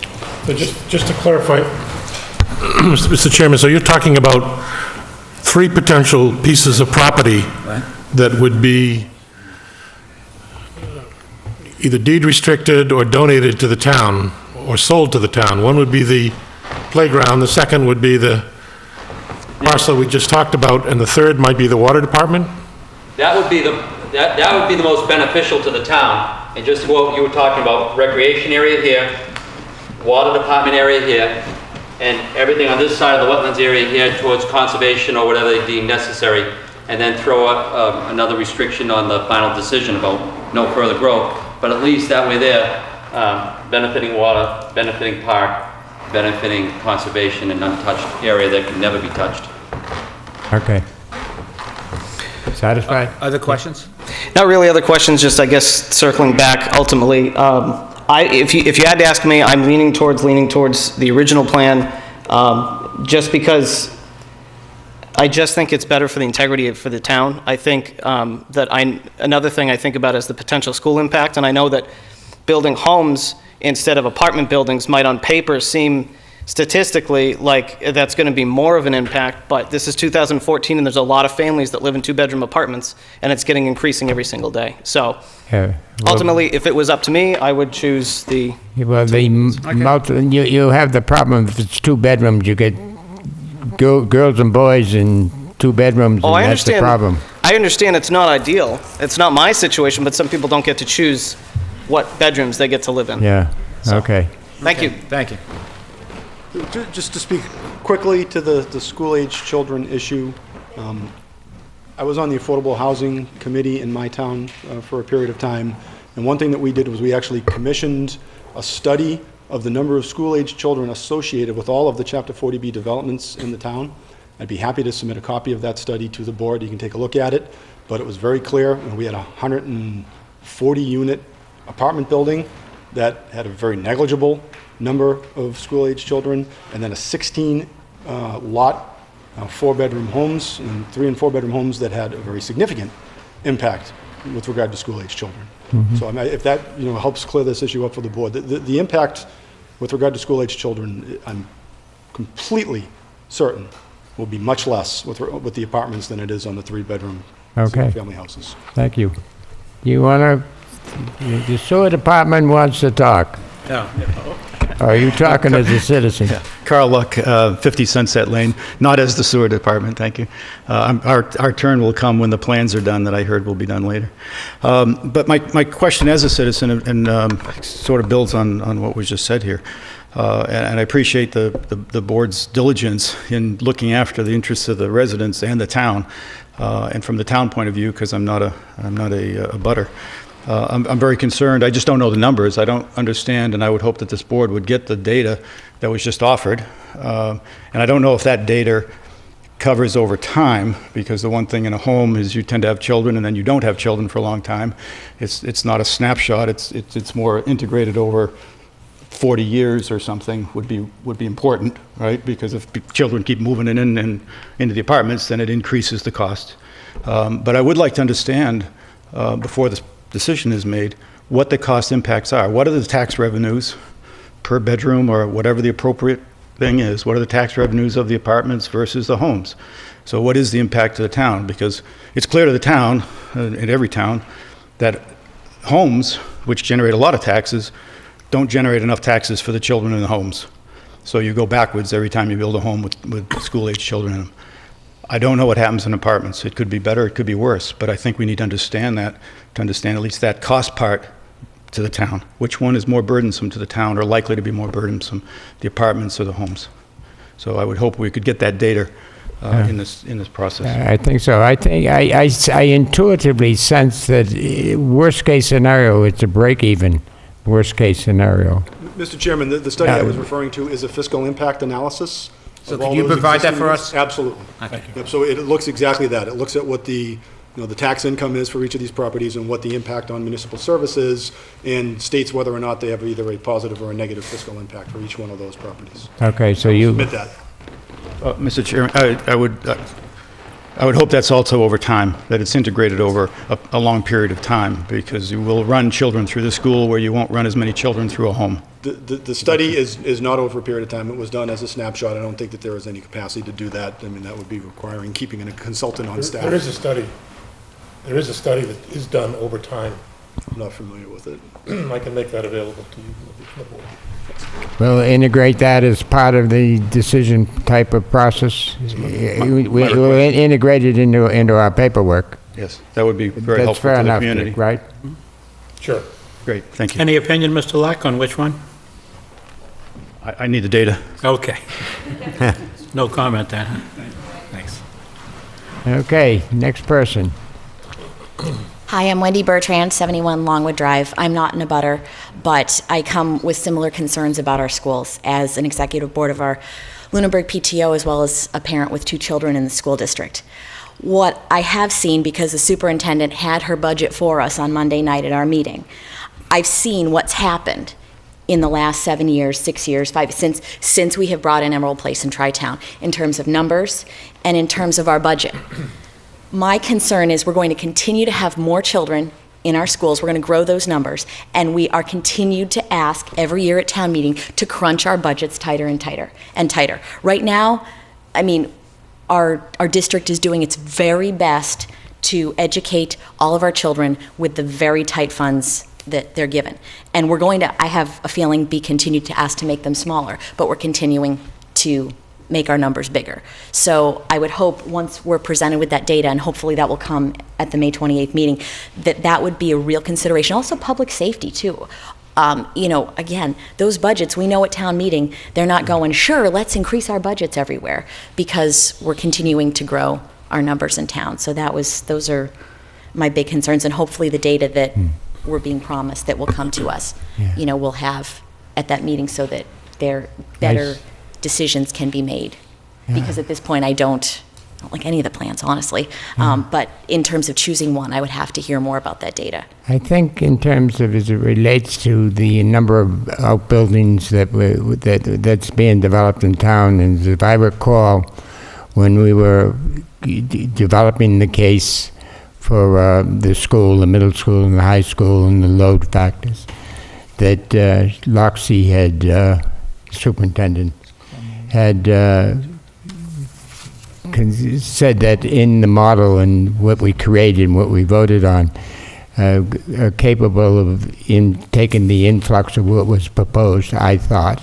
Well, yes, honestly, can you fit them in? My child already has 27 children in her classroom. Her grade is one of 2 hardest hit by the influx of students. Can they physically fit them in a classroom?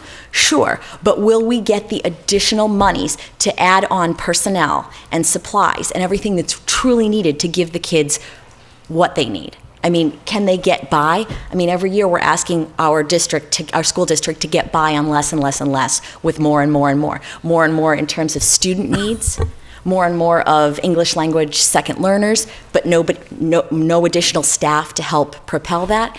I mean, they're getting by, but that's... I thought her model in what we approved for school, that was the high school, middle school, and the available, that within the model that she proposed, because people were concerned, and I know of several people that were concerned about the influx of growth and the burden that it would be. And when we went for the high school and middle school, were we asking for enough, and they were concerned about it desperately. Yes. But then I recall watching Loxie. I watched other departments, and Loxie had said in the model that they had,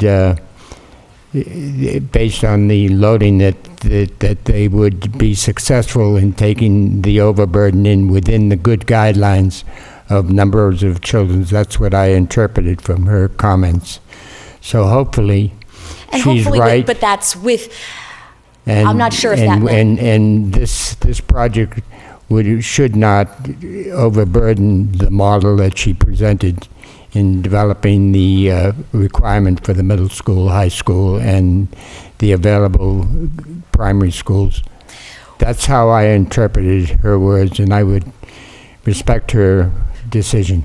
absolutely, but that may have also been based on her proposed budget, not necessarily what ends up being the budget. Hopefully she looks forward into the future.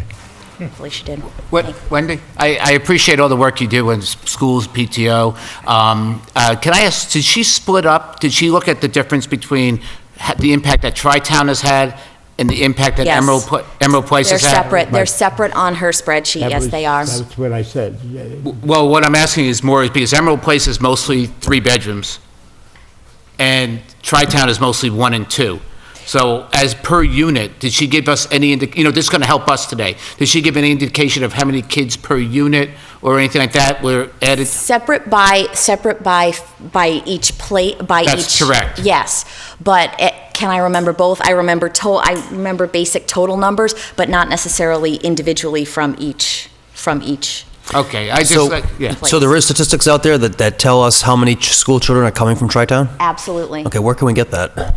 The superintendent has it in her. Superintendent's office? Okay, we should get What that. she presented to, Colleen's not here, what she presented as her proposed budget at school committee Okay. last night. I wanted, and also just to comment on your comments and how it's relevant to this project. There's a couple things. First, the short view is that what's already permitted is 64 units of 3-bedroom houses, and what they're asking for is 80 3-bedroom houses versus what this could be is 2-bedroom units, which would generate a lot fewer school children. So I think in terms of a net benefit in terms of number of new school children, I think this project is almost certainly going to produce less school children than the previously approved project or the 80-unit project. In the long view, the idea of approving this project would be that it would get us much closer to the 10%, so that we don't have to deal with projects that really hurt our budget, such as Hollis Hills, of which only 25% of those units are affordable. I think they're all 3-bedroom homes. Mm-hmm. And we only got a quarter of the benefit under 40B. So the long view is that projects like this, the benefit is that it'll get us closer to 40B, at which point we have actual growth control in this town. Right now, we have no growth control because of Chapter 40B.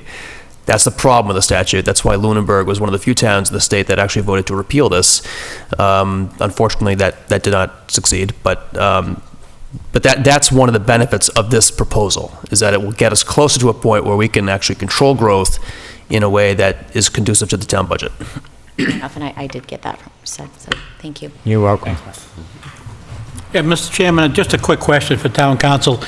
If we would make a decision here based upon how it would affect our schools here in town, would that stand up? Would that be a legal thing we could base, say, a rejection on? No. Because I didn't think so. So is this kind of moot, this whole discussion that we're having about how it's going to affect the schools? Because we can't use that in our determination on what we're going to vote on as far as the project goes. Right. Well, I don't just think my it's, opinion. I don't think it's moot. It's not relevant to your decision-making legally, but if it's a benefit of the project, that is something you can consider. And this process allows for extraneous considerations to be considered. And if that helps you make a decision in terms of what is better between two scenarios, it's perfectly fine for you to consider those kind of issues. What you cannot do is deny a project or condition a project based on a fiscal impact unless you can really show that that's an extraordinary burden that can't be overcome. The which good wouldn't old be the case snob here. days are gone, huh? Yeah, well, that was the whole point of the statute. Go ahead. Phyllis Luck, 50 Sunset Lane. I was at the superintendent's presentation, and I have that information that they just mentioned. No. Just make a paper airplane out of it. Yeah, make sure Lisa gets it. Thank so you. She can copy it and pass it out to, email it to everybody. Hello, my name is Mike Soretto, and I live on Woodsum Avenue, the Leominster edge of this project. And I just want to... Are you Lunenburg or Leominster? Leominster. You are a Leominster person? Yeah, Leominster Okay. person, I'm in a butter. I just want to better understand, now with this new project, it sounds like a lot more of the land was cleared and it won't be utilized. And I want to understand from the edge of one of the last building there to the conservation land, what's going to be done with that, do you know? Our intention is not to... You got to get up. Our intention is not, at this point, is not to do anything other than let it naturally grow up. And during the process of building each building, one building in itself, if you went one building at a time, can take almost a year. And within a year's time, vegetation grows quite rapidly as it goes. And even from the point of when those trees were cut to now, when you walk out there, it's taking a good foothold. So it's continuing to grow. Our intention is that anywhere that we peel up topsoil, meaning loam, top and subsoil, that those areas will get finished off, and we'll bring back some areas to have more greenery. And then we'll have discussion with the board in regards to other areas that they'd like to possibly have as green grassed areas. That would be, again, areas that we would take up the loam, screen it, and then replace it. So It's called refurbishing? something like that. Okay. Again, my concern is, and I'm not sure if folks here are aware, but due to the clearing, we had last year in one of the storms, an quite aged tree come down across that bus road. I would have to say it was 130, 150 years of age. And it came down and blocked that road. And my fear is, you know, in additional storms, I've got trees in the back of my home that are wisping in the wind that could come down on my home because I'm that close to that bus road. So again, I don't know what can be done to stop any of that and what can be done to remove that tree that came down that's now across that road, but I'm just bringing it to folks' attention that that borderline that was cleared, I'm sure there's a lot of aged trees. I mean, you're looking to build, you know, a complex, you're gonna have children, you know, more trees come down, you're talking potential injury. So, again, I don't know what could be done.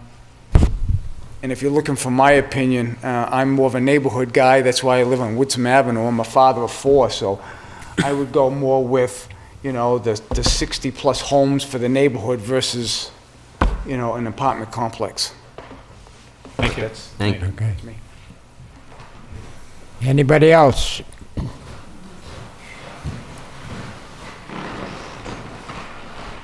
You came back. Yes, I did. There you go. My son had to use the restroom, so sorry. My name is Darren Van, and I actually live on the Leominster side. So I live on Stewart Court, which is off of Stewart Ave. So when they did the clearing,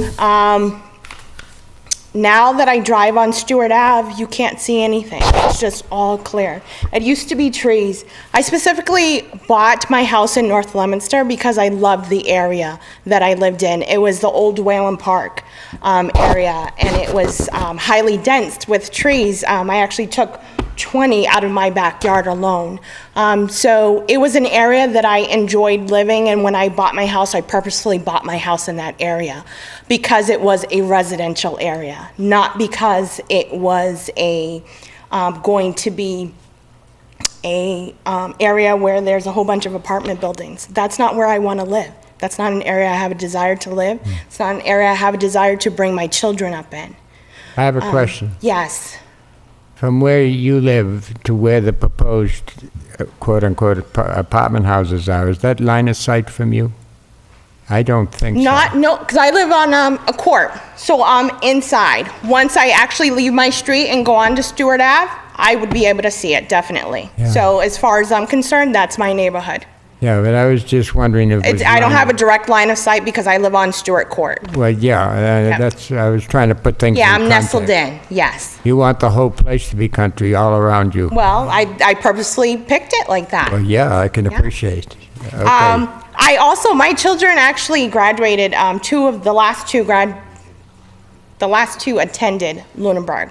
So I school choice my children in Lunenburg. One of the reasons I school choice my children in Lunenburg out of Leominster is because the size of the classes in Lunenburg were so much smaller than Leominster, that I felt that my children would get a better education having that one-on-one, or not the one-on-one, but they would have more one-on-one with their interactions with their teachers. So I specifically school choice my children. My 9-year-old who's here is the last one, the last Mohegan of his siblings, and he goes there. He goes to the primary school this year.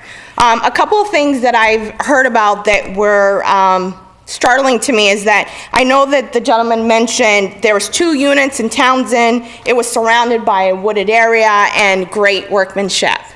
However, you're proposing 5 units in Lunenburg, no longer surrounded by wooded area because all the trees are gone. So I don't think that it's, even though he made the comments, it's not comparing apples to apples. It's 2.5 times. To put that in context, you'd have to visit the site which he invited you to look at. And I would be more than happy to. And my point is, there are no trees. They're gone. Oh, well, they said surrounded by wooded area, so I Well, was it's surrounded on either side. Oh, okay. But there's more trees gone than God could ever build in a day. Oh, wow, okay.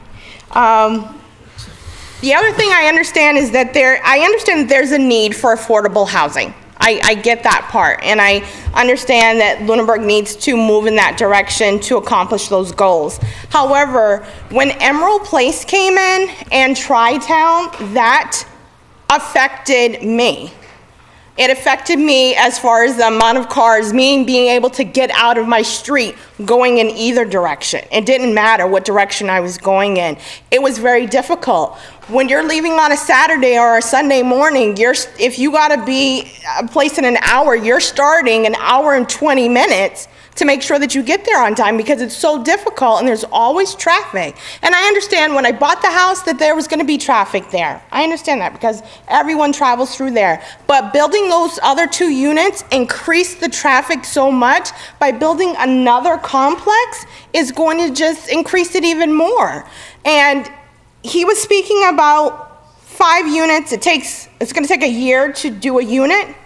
That means for the next 5 years, if this plan is approved, there will be construction going on in the backyard. If I wanted to sell my house in the next 5 years, I'm gonna have the person saying, how long is that construction gonna be going on? And I'm gonna have to say, well, we're year 1 down, 4 more years. Are they gonna wanna buy a house? Are they gonna wanna buy a house now that there is apartment complexes? Emerald Place, I understand, was built, but Emerald Place, the majority of that area was not residential. A lot of it was already business owned, so it did not impact as much of the residential area. This is nestled directly in the residential area. So for me, that poses a problem. Leominster built a complex right by you, haven't they, where you live? The complex that is closer to me is Liberty Place, but it is, when you go up Summer Street or North Street, you cannot see it. It is so far back, hidden, that it's not surrounding the whole, it's not surrounding me, and it's encased so that I can't see it. Yeah. So it was not an impact for me. It was, even though it was still in my neighborhood, but it was so set far back, and it actually abuts another housing complex, which is, I believe, Heritage Garden. But you're suggesting that it's not line of sight, but you object to the influence of greater living quarters in your neighborhood. Definitely. That's the heart of your problem. It's not a direct line of sight, but it will impact me as far as travel. It will impact me as far as resale value of my house. If I decide to sell my house, I didn't want to buy a house by an apartment complex. That's not where I want to live. I want to live in a homey neighborhood area. I want to feel like I can reach out and touch my neighbor and ask them, can I borrow a cup of sugar? Can I borrow some tea? You know, whatever. I don't want to have to press the button, try to be buzzed in, go up 5 floors. Hey, knock, knock, knock. Can I borrow a cup of sugar? Don't want to do that. Don't want to do that. Have no desire. That's okay. So if I was to choose, I would choose the first proposed one, which was the 64 single home units. That is what I would go for. Okay. Thank And you you'd very go much for for your none at time. all if you had your choice. Excuse me? And you'd go for none at all if you had. I would go for none at all, Okay. but if I had to choose, that would be the one that I would choose. I thank you very much for your comments. Thank you very much for all articulate of very your well. time. Can you repeat your name, please? Darren Van. Thank you. Mr. Chairman, can I make a clarification here? Sure, go ahead. I think we're getting confused here. Emerald Place is not apartments. Emerald Place are homes. So they don't, they're seen as, it's homes that we have in Lunenburg is Emerald Place. It's not an apartment. We're just looking at Emerald Place and the fact that it is being rented. Most of the folks are leased with option to buy as if an apartment.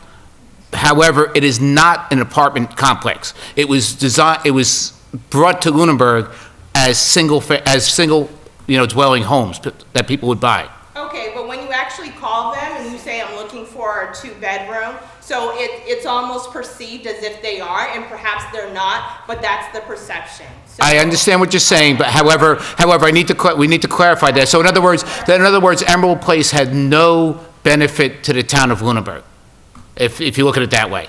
It was a detriment in a way. No, it caused congestion for me as well, so I mean, it serves the Yeah, same purpose as this. You're violating the rules, but we'll let it pass for the moment. Who's next to speak?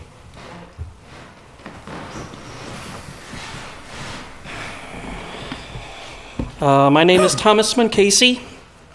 I'm at 3 Smith Drive, 222 Whalum Road, right in a butter.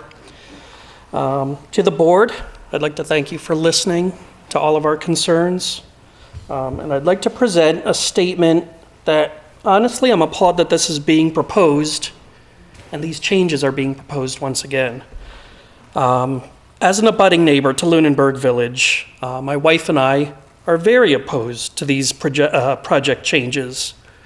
120 rental units are very different than the originally approved 64 3-bedroom homes. And we feel that these proposed changes will alter the character of the neighborhood. They're definitely going to affect my property values. And it's much more likely that will stress the school system and the roads more so than the originally approved single-family homes. That's my statement. Okay, thank you. Thank you very much.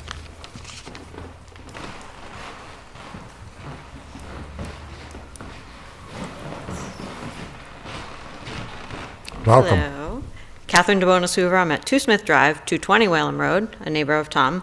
And I want my statement to be first a recollection of 5+ years ago when we started this whole process, that we were here at the beginning and we've been here pretty consistently since. And I have a statement that I read at one of the first meetings that you've called regarding this project. So nothing's changed. Nothing. That is sort of my point, is that Okay. We're now again at a point where we're asking for more, asking for more, asking for more, that what is affordable and what is appropriate. So this is my statement that I read. I believe it was in 2008. Lisa may have the exact records of when this all started, but I am here as a homeowner and lifelong citizen of Lunenburg to voice my opposition to the zoning board regarding a comprehensive permit for construction at 250 Whalum Road. My concerns are numerous. Some of the concerns are basic, like starting and ending times of construction, conservation issues, like concerns for wildlife, wetlands, and vegetation that are a part of our daily home life, the reduction in value of my home, and buffer zones. But some of the concerns are broader and must be considered by the zoning board. As an abutter to this property and a town member who has had previous negative dealings with Mr. Lorden, I know that my concerns are legitimate. I strongly urge this board to deny or severely limit a comprehensive permit to this builder. This builder has a reputation of pushing the envelope with not only the town of Lunenburg, but with surrounding towns and cities as well. Giving this builder an inch convinces him that it's okay to take a mile. More and more and more meetings. Limited research has turned up several issues with this builder and his lack of concern for not only the people who are buying his properties, but for the regulations put on him by towns and cities he builds in. We've had litigation found in Townsend, Fitchburg, and Lunenburg, among other towns in the past involving zoning laws, Conservation Commission, and homeowners. The town of Lunenburg turning this builder over to a 40B building permit with only state regulation would be a huge mistake. This builder needs much more closer supervision than the state can supply. The town of Lunenburg must protect its taxpayers. Mr. Lorden has already betrayed my trust by trespassing on our property in order to cut corners and make construction of another property on Whalum Road easier and cheaper. This was for a single-family home. Can the town afford to have a builder like this who broke rules on a quarter-acre piece of property, having access to 41 acres of our land, and damaging or trespassing with the properties of all the abutters of 41 acres? The zoning board will have many upset taxpayers if this builder is granted everything he asks for, because his reputation supports that he will take much more than is granted to him. And then I go on to say that the Lunenburg area, the Whalum area is very dense, talking about CVS being beginning of construction of CVS and the beginning of construction at Tri-Town. So for a broad view of how long this is stretching out, that was the rest of my statement, was about the things that have been around what seems like a long time right now. Oh, it's been quite a while. Yeah, it has. So my point is that for you to consider where it started, where it's going, and how long it's been going on, and that it's always looking for more. And my preference would be, if I had to have anything, is the 64 units. We've been in strange economic times, as you would know, which puts a spike in a lot of things that would happen. The only comment I would have to your comments is that under the 40B, and if the board approves a configuration that it deems to be in the best interest of the town and in balance, you may disagree with it. But when we grant the permit and the document is here, it's pretty heavy. There are all of the conditions and mandates that are required in times of starts and so forth. So that under the 40B, you talk about hip shooting or things of that nature, but that wouldn't be in this case, if anything, that this board does, because it becomes under the auspices of this board and the building inspector in compliance with our legal peers and our legal engineering peers, because we, on behalf of you, and the applicant pays for our peer group engineers, and he has to pay the burden. And between his engineers and ours, they come to a common agreement for the common good of the project. Assuming so that common agreement you is should feel a little more comfortable followed. If we make a decision that doesn't comply with your thoughts under the circumstances. So that's the only comment I do want to say to you, okay? Thank you. I understand. My comment was that everything be considered, not just Yes. this change of today, because there may be a change 3 years down the road again. Yeah, there are different reasons why you get different proposal, and the dynamics of the proposal changes, and a lot of that has to do with economics, and if a person is building something, which is his livelihood, no matter who that be, he builds in accordance with the best economic model and the best need to fill residencies and so forth, where is the marketplace? And I think these kind of things tend to drag things out a bit, as I see it. If the board has any other comment, I would go ahead and Mr. speak. Chairman, I got 2 cents, actually. It's you have to understand, our hands are tied. The state forces us to do this. I understand We that. have very little sway in what we can do. Under the law, he's entitled to do something with that piece of land. All we can do is try to guide the process along a little bit, but we can't stop it. I We can't understand you deny can't it. stop That it. this, it's when the state passed the 40B that put all this in motion. They're the ones who are forcing people to live in dense areas and to have, units next to you that you never were, and this, that, and the other thing. So we have very limited leeway in what we as a board can do. Sometimes we're going to appear to be the bad guy, but we're not. That's just my 2 cents. I know you're not the bad guy. I know that you have to fulfill this low-income housing within the town, but I'm asking that the board consider the whole story and think back 6 years ago and what was going on, and this stretching of things to get more and more. And I think you need to think about the whole picture. That's what I would like to be considered. Could I just comment on that as well? Go ahead. I just looking back that far, and I mean, let's face it, for us, it's been a very long time too. This is, we donate A lot of our our time personal to do time. these I things. know. And over that time, I heard you say, he comes back and wants more and more and more, which may be true, but if you've seen, and I know you've been here and followed it, a lot of you people have, we've brought him down and down.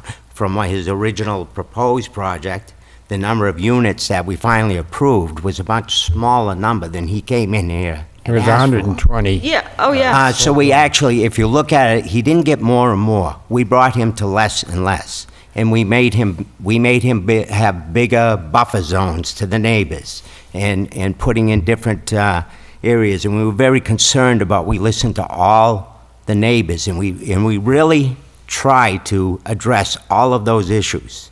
And I think that over that time, we did address a lot of those issues. We can't make everything go away.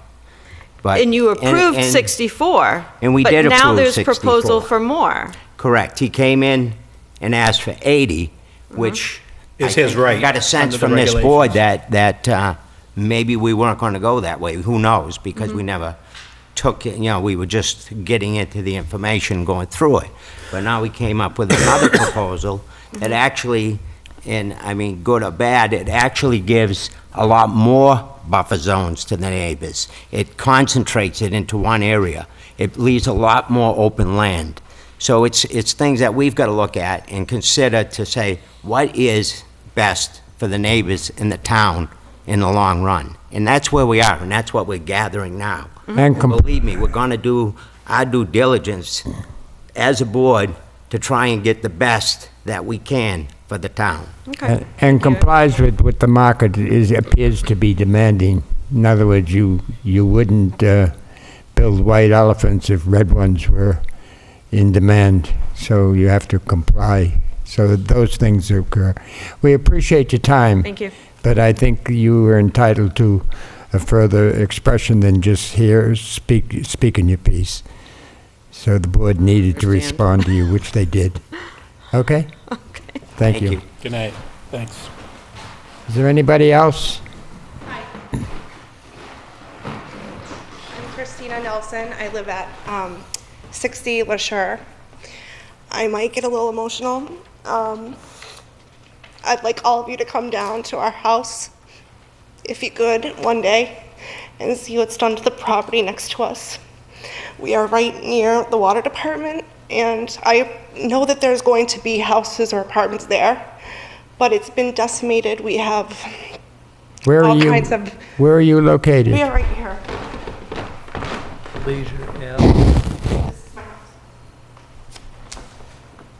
Okay. You got to come back. Yeah. 10 years ago when we bought our house, all we saw was woods. We went through financial hard times ourselves. We didn't know if we were going to stay in our house. We have come back around and been able to stay. All of the land that was cleared is just a horrific sight to see every day out my windows. I have 3 small boys who have been in their house forever, and I would like a promise from the developer to come down to my house and see what is down there and the area that he has come into our property area and see if he can do something about it. Is the developer, I guess I'm not really grasping your... I think that originally when the project was stopped was because he came so close to all the wetlands and all the property by our house. Are you saying that you feel that he actually took More. disturbed some of your disturbed property? our property, disturbed our neighbors behind us in Leominster, disturbed our whole. Well, I mean, yard. if he disturbs something on your property, then there's something that could be done Right, regarding but it. what it is like just aesthetically looking at my neighborhood is pretty horrendous for the last 4 or 5 years. Understand. So can we ask them, if you're looking at it, there's 3 proposals right Right. now. There's a 64. I haven't decided. I have 3 kids in the school system. I need to hear all the information that's going to be coming up in the next meetings, especially in May. I just would like him to stand up as a business owner. He's going to be running this property. The way that it looks now, what we look at in our neighborhood is not okay. Those buildings that are proposed that we looked at, and you probably, like he said, he would invite you to go to Townsend. Yeah, that's not, And I understand, and I would they're- like to look at They're Townsend. attractive. I'm just saying, that you're saying how But the things next look. time any board members of the zoning board, and I appreciate all of your time and work, are able to come down to our neighborhood and meet with the other abutters and look exactly what I'm talking about, and if it can be fixed before we move on with any project proposed. And then he's talking about land he wants to give to the water department. Well, see, and I still don't understand of how the applicant can fix. Because he took down all of the trees. Can I go over here and talk? Sure. He took down all of the trees that are all here. And it's not going to be used for anything. I will directly look across the wastelands to apartment buildings if it's not fixed. So that is something we're planning, that's something we haven't done the landscape plan yet. But that is things that we can consider in the landscape plan. And- Well, right now, the idea is we're trying to move a project forward so that you don't look at that for too much longer. Right. And that's the whole thing. What I'm proposing is next time the zoning board goes to a site, to go see what's going to be done. I'm assuming you guys come down and look at the site and before you go to the next step. I would like to be present. I would like the abutters to be present. I would like you guys to see, you're not the ones who live there. Yes, we all live in this town, but to see what I see every day. Would you put your, Lisa, do you have her name and address? I do. Just, I'll mosey down there one of these Yeah. days and take a look, but, And just so you get it closer, I would give you pictures. I'll give you anything you want. okay. To show. But there's landscaping and buffer considerations that come on the table. And if that's in your path to shield you from what you might consider objectionable, so be it. It would be a benefit to you if that were the case. But promise you nothing, but we'll be sensitive. And That's fine. And also, Lisa, you got to remind me to do it. You know how I am. the access road, I'm a little confused as to, this is my house. Where is this emergency only access road going to be? And how is it going to be tapered off? And who's going to be allowed down it at what times of day? Well, You have to that's, understand, if you saw the neighborhood that we're talking about, there's activity down there all the time. The police are a presence in our neighborhood. okay, I thank need you. to be sure, as a homeowner and as a parent, exactly what's going to happen in this area and where the access road that you're talking about is right here. Well, is that fire access? Is that what that's going to be? fire. But That's where- fire. just so you can show me, I'd like to know. Right here. And it goes out onto the F&L right away. And what is already there? Can you explain to her what's already there? Sure. As you go down Leisure Ave and go heading to the water department, it's paved. Once you get beyond the parking lot of the water department, the old... There's 3 houses. Yep, what we call the old F&L right away where the water main is. The pavement is old and it's broken, as one of the gentlemen alluded to. But it was paved quite a ways out over that old F&L right away. Right now, the proposal, the original approved plan had us upgrading that road, putting in sewer, putting in another water main in order to create a loop and had units on it. This plan, again, it's only concept, would only have a emergency access, fire and police, whether it's gated or whether it's gated by card access or something, that's something that we can figure out. But it would be fire and police access that come down that paved way. And what my concern is that is going to directly affect my driveway and the access to my house and my children. Just for any plan that goes on, I want to know exactly what's going to be happening on that part of the strip. So what they're saying is it's emergency use only. I don't, and that's the same as it would have been with the 64. Will it be cameras? Will there be people just hanging down around that area?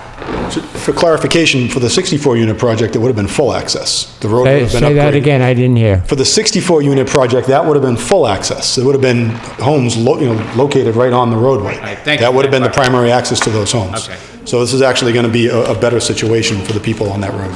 Yeah. Okay. Then you've expressed yourself, and thank you. So in this plan, there's obviously no homes, but the access would be right here. This is the 64? No. It's Okay. similar layout to the I 64. apologize, but it's a That's okay. similar layout. I just grabbed a whole bunch of boards before I left, but it was something to this effect. It's not quite, but in concept, it had, again, the upgrading of Leisure Ave to the right-of-way with a cul-de-sac. This It had units this here. is the land that I'm talking about right here, where these houses would have gone, it's desolated. There's nothing there. Right. And I want, as an abutter, if there's not going to be houses there, something has to be done. Something has to be done looking out my windows. Well, nothing's going to be there, right? Depends on what plan goes through, but Yeah. So that's really the question that we're trying to understand from the abutters is if you have a choice of what's there today or the well, other. like I said before, I want to hear a lot of information that's going to be at the next meeting. I think you said May 26th. Well, the apartment houses that appear there now appear to be take you out of harm's way.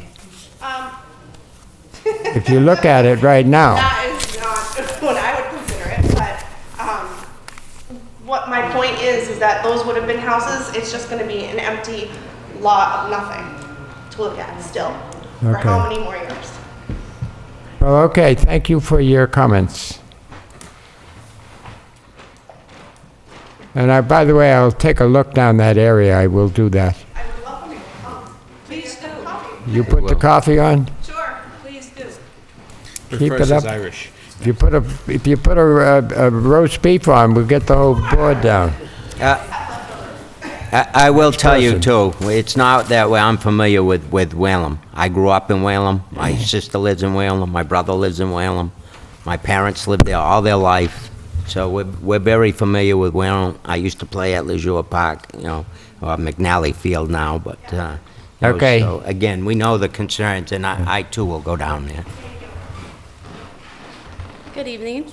My name is Christy Blake. I live at 6 Robs Terrace in Lunenburg. Mr. Lorden actually built our home.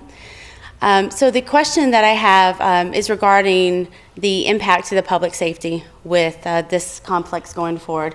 We've seen a substantial increase. All of you read the ledger. You see that every week there are calls, incidents at Emerald Place, at Tri-Town.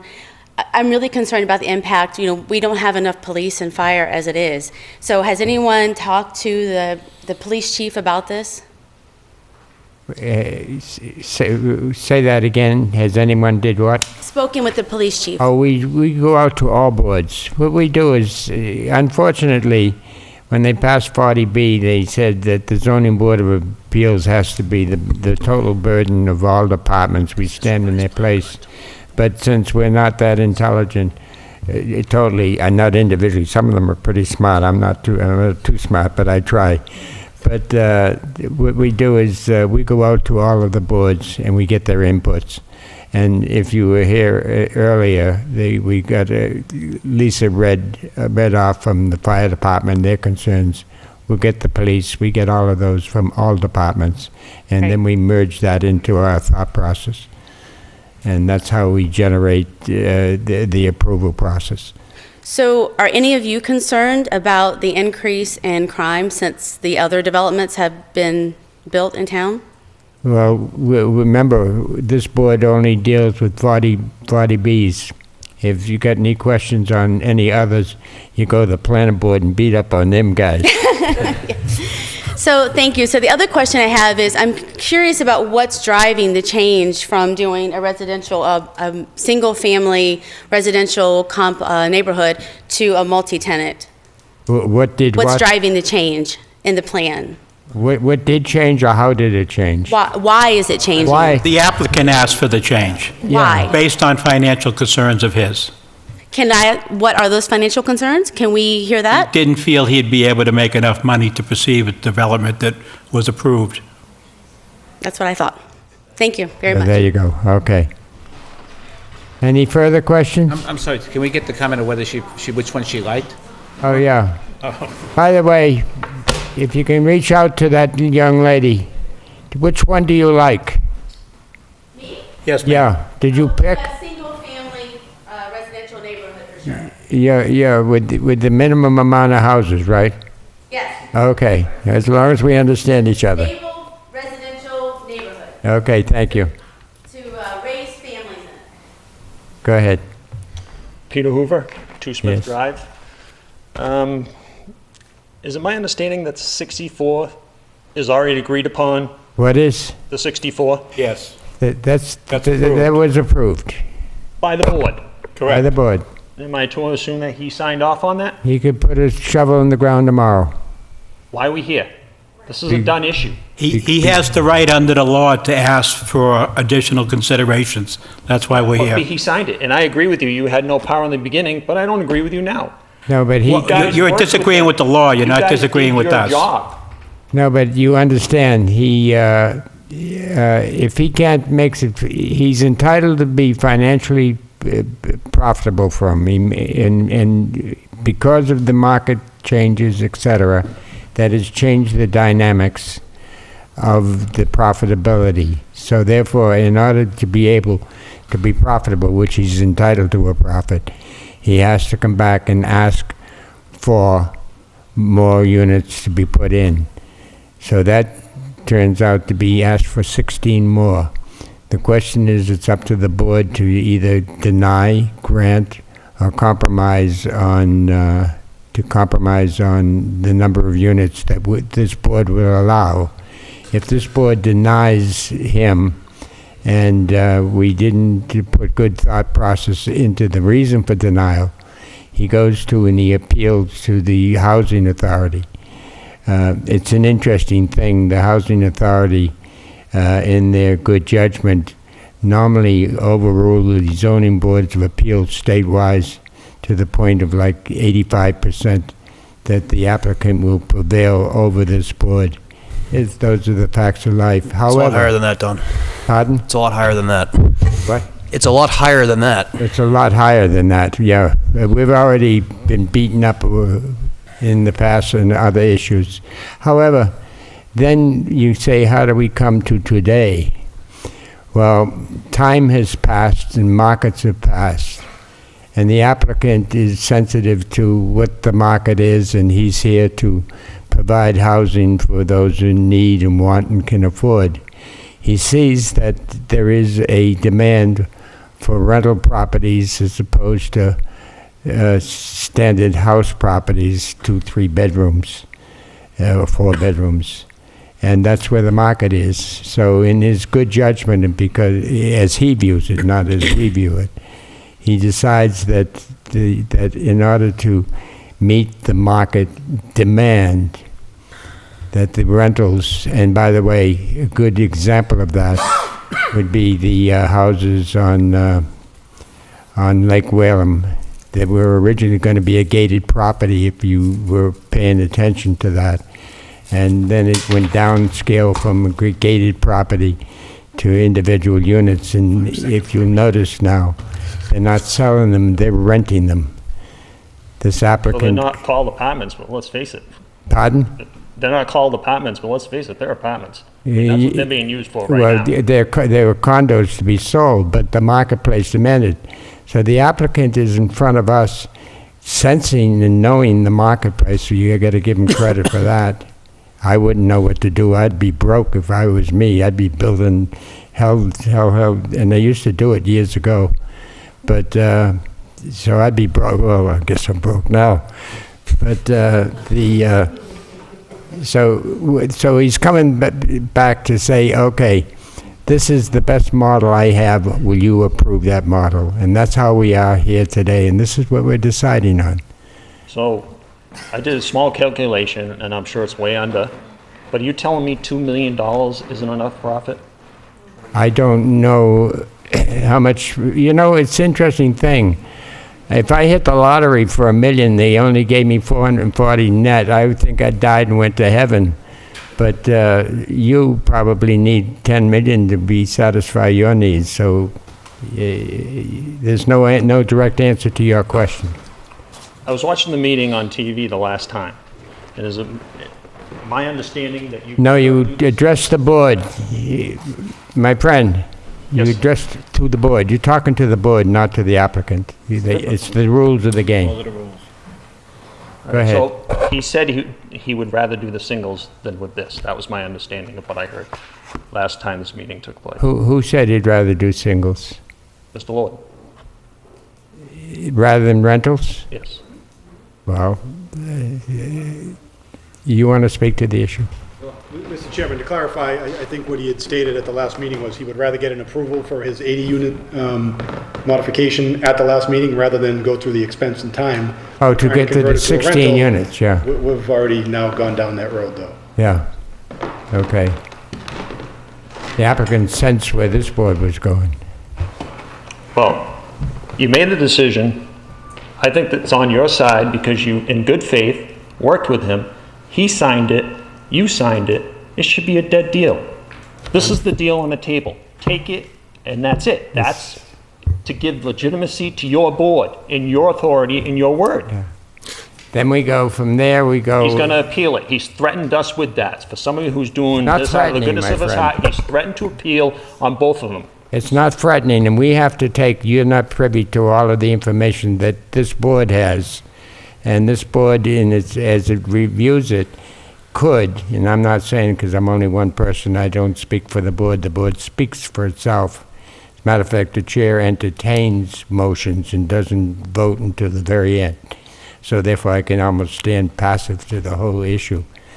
But the bottom line is the board has enough information that we've iterated over all of these times so that the board is knowledgeable enough to make a decision, which we will probably point to after you get through speaking, unless we have another speaker, to see, based on the inputs they got in their wisdom of this board, to decide whether we do what you say we should do and the consequences thereof, or to grant more units or the consequences thereof, or to go to the rentals. And that's what's in front of this board. And for you to sit there and say, dig in, cut your teeth, get them the lowest, and hell, whether it's profitable or not, just do it, may not be great wisdom for this board It's not to going act poor. in We're that talking delay. $2 million. We don't know the dollars. I don't know where your I dollars did are. about But they're beyond. $32,000 a house of clear profit. He wouldn't do it for anything less. I believe it's probably more 40 or You're 45. hip shooting, and that's the best I can say. So you've said your piece, but the board, based on what I've just said, will react one way or another, and I don't know. But to say, dig the spurs in and ride ride off into the distance and let them go to the courts and let's drag it out and see if it's profitable to. We have people that they pay for that evaluate. We have legal counsel, and we have counsel on the construction of buildings, consultants, and we have their peers. They have our peers. We come to a meeting of the mind, and you can sense, if you listen carefully, to where where our peers, paid for by him, that represent the town, can move the minds of this board. And that's the best I can say for you for the moment. Well, look forward to the next meeting, and I'll have more. Okay. Thank you. With that, any further?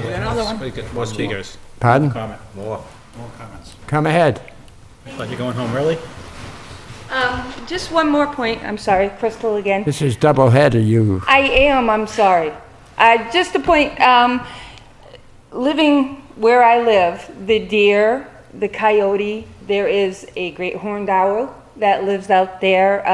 There are hawks. Skunks. There many of those, Okay. absolutely. I'm just a little concerned about what will be negative space between the buildings and the conservation land, because since all that land is now clear, those creatures are much more in our face than they ever were before. I get woken up by those, the coyotes at night with their hunting. As you know, when they pack hunt, they howl, they make a lot of noise. That's gone back to nature now, in other Yes. words. Yeah, Exactly. No, my concern is just the negative space that there's not going to be anything done with that would help buffer that between, and keeping us safe between. But that's going back to nature. They're not going to, if we give them the apartments, then that'll go back and the coyotes will live in the woods. But wouldn't it be a concern for not only us, but the people who are going to live there also? Because now because that land is completely cleared, there's nothing really to buffer those. You don't want to clear the animals out, do you? No, that's not what I'm saying, sir. The land has already been cleared and the animals are there, but because it's so clear, they're coming closer and closer to us. So my concern would be what was going to happen with that negative space now. I don't. Part of the decision-making of this board would be to address how to remedy. This issue has come up a lot tonight. We will be addressing what he has to do to replant in those areas.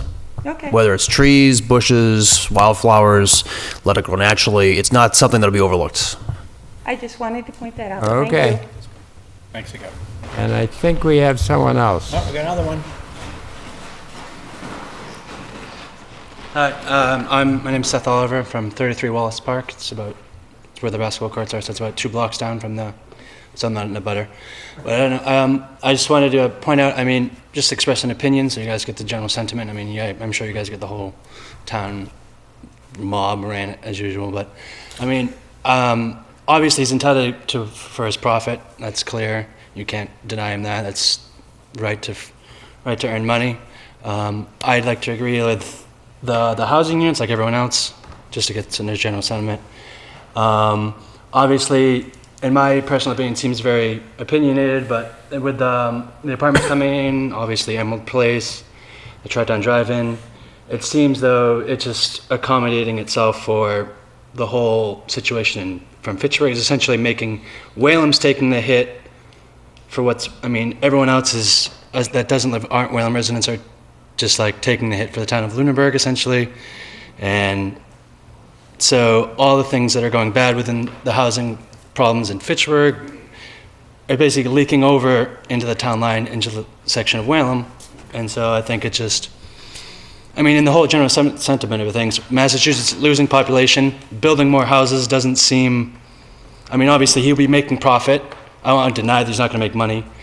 But on a logical scale, the whole statewide is losing population, so there's no need to build more housing on a logical basis. But the only way you can logically think about it is people are moving from the cities and moving elsewhere out into Lunenburg, whereas you wouldn't think Lunenburg would need it to be more populated because there's no urban center, there's no, aside from agricultural and the various retail things, there's no reason economically to move here unless you're saying, I don't know, and just think compensating for the movement within the state. That's just my general sentiment. I just think Whalem is taking the hit and the people and the rest of the town are just standing back. And we don't live there, we're not associated with it. It's more Fitchburg than it is Lunenburg.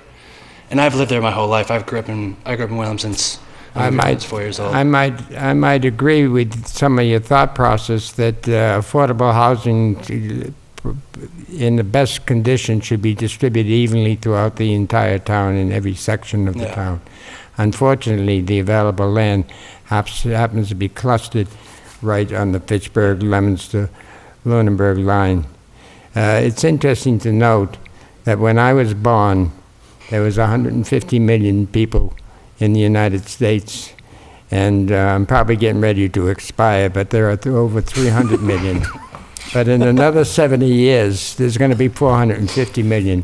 So we're part of a megalopolis, and I guess your only chance you have is to get to Colorado, Rocky Mountain High. Yeah.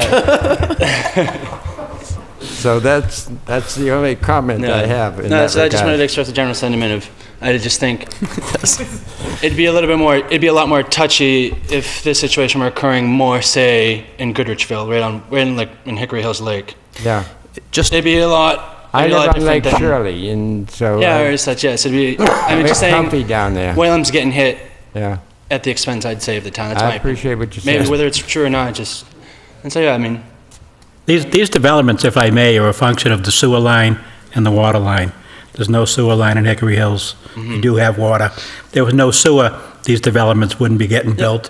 That was one of the worst things, in my opinion, this town ever did, was put the sewer lines in. And we're shipping because that's all when the that- development started right after that. And we're shipping all that water out That's right. up the Merrimack, the National Merrimack, and goes to the Atlantic Ocean in 100 years from today. And you remember what I told you about 70 years ago. That drop gets back. It takes that long. So keep the water. Yeah. Thin out the growth. Make it even, and I agree with you. Yep. All right. So it's For your just my time. opinion. Yeah. Just a couple of points on that, Mr. Chairman. First, the way 40B is structured is that we don't have a choice where these things go. It's the developer gets to choose where he wants to build the project. So we've seen in Whalum 2 or 3 or 4 or 5 projects proposed in Whalum. That's not because we chose them, and so that's the way 40B works. The other way 40B works is that the profit rules are, and this actually goes back to Mr. Hoover's comment, we don't decide how much money they make. There's these artificial rules that are set up about how much money they're entitled to make. We don't agree with them. Yeah. They get to claim as a land acquisition cost an appraised value, not necessarily what they paid for it. They get to claim overhead and other things that they may not actually incur, but they still can claim it. So there's all these constructs that are artificial that they can claim as part of the 40B rules. Yeah. So our hands are tied, as Mr. Doherty said. In terms of your planning argument, or your argument about how is there really a need for affordable housing in Lunenburg, we made that exact same argument in the Hollis Hills litigation that this town fought for 3 or 4 years at considerable expense to the taxpayers, and ultimately lost at the state Supreme Judicial Court. Yeah. We made that exact same argument, that the need for affordable housing should be measured on a town-by-town basis based on the income in the town and how much housing is being sold for in Lunenburg. We know there is not a dire need for affordable housing in Lunenburg, but the state, again, a state rule is in place saying that's not how we're going to say, that's not how we're going to measure it. We're going to measure it a different way, and we think you do have a need for housing. So once again, all of these, pretty much the same answer applies. Our hands are tied. Yeah. No, I didn't want to point fingers, and I know there's not much that can be done, but I just wanted to. I just want to make sure you and everybody else understands that. Yeah. No, that's understood. I just wanted to say, yeah. Well, yeah.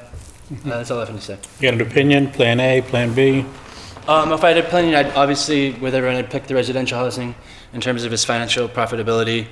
I'm not as sincere about it. He still would gain a profit, but not as much as you potentially, because the housing market's obviously to catch, dodgy at best.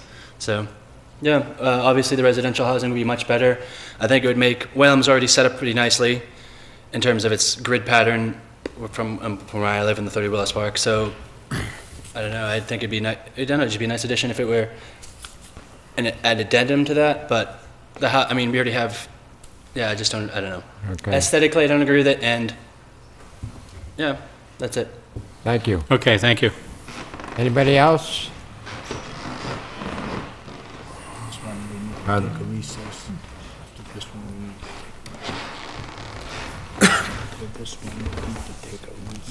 Okay. All right, I'm with you. Go ahead. I was here at the last meeting and just wanted to repeat what I had mentioned when we were here last month. I'm Philip Varsity from Lunenburg Village, and we had spoken, and the developer had spoken as well. It seems helpful if you could consider one of the conditions, if there are new conditions written, that the name not be Lunenburg Village to avoid confusion with the village, the commercial property next door. And I believe there's sort of a movement in the direction from the developer and you as well, so I just want to be here to mention that. He's going to speak to the issue. Say again? We did speak after the last meeting, and Gary had informed this gentleman that if it is changed to a rental, it's essentially a different project than what was originally proposed as a single family, and he would be happy to consider using a different name if we do switch to a rental. So, but if it's single families, he wants to keep the name? Correct. Okay. I'm asking if, even if it is a single family, if you have the ability to ask that the name be changed, it would be helpful to avoid any confusion with the Lunenburg Village that's been here for 40 years already. Okay, thank you. Thank you. Any further discussion from the public? We got a talkative public today. Hi, Celeste McCain-Stober, 275 Pleasant Street. I am not in a butter. I'm just here to voice some of my opinions. We went through a lot of the hell that these abutters are going through now in our neighborhood, dealing with the solar farm debacle. And now we did, I know the developer has a right to his profits, but sometimes it's not all about the dollar bill. It's what's right for the community and the aesthetics of the neighborhood. Granted, the solar project we had fought against brought our neighborhood closer together, and I'm so happy for that because I love my neighbors. We know each other. We keep an eye out on each other. We help each other out. And I, at one point, contemplated getting the hell out of here to maybe a nicer house somewhere down the road. But now I love my neighborhood. I love my house. I want to stay.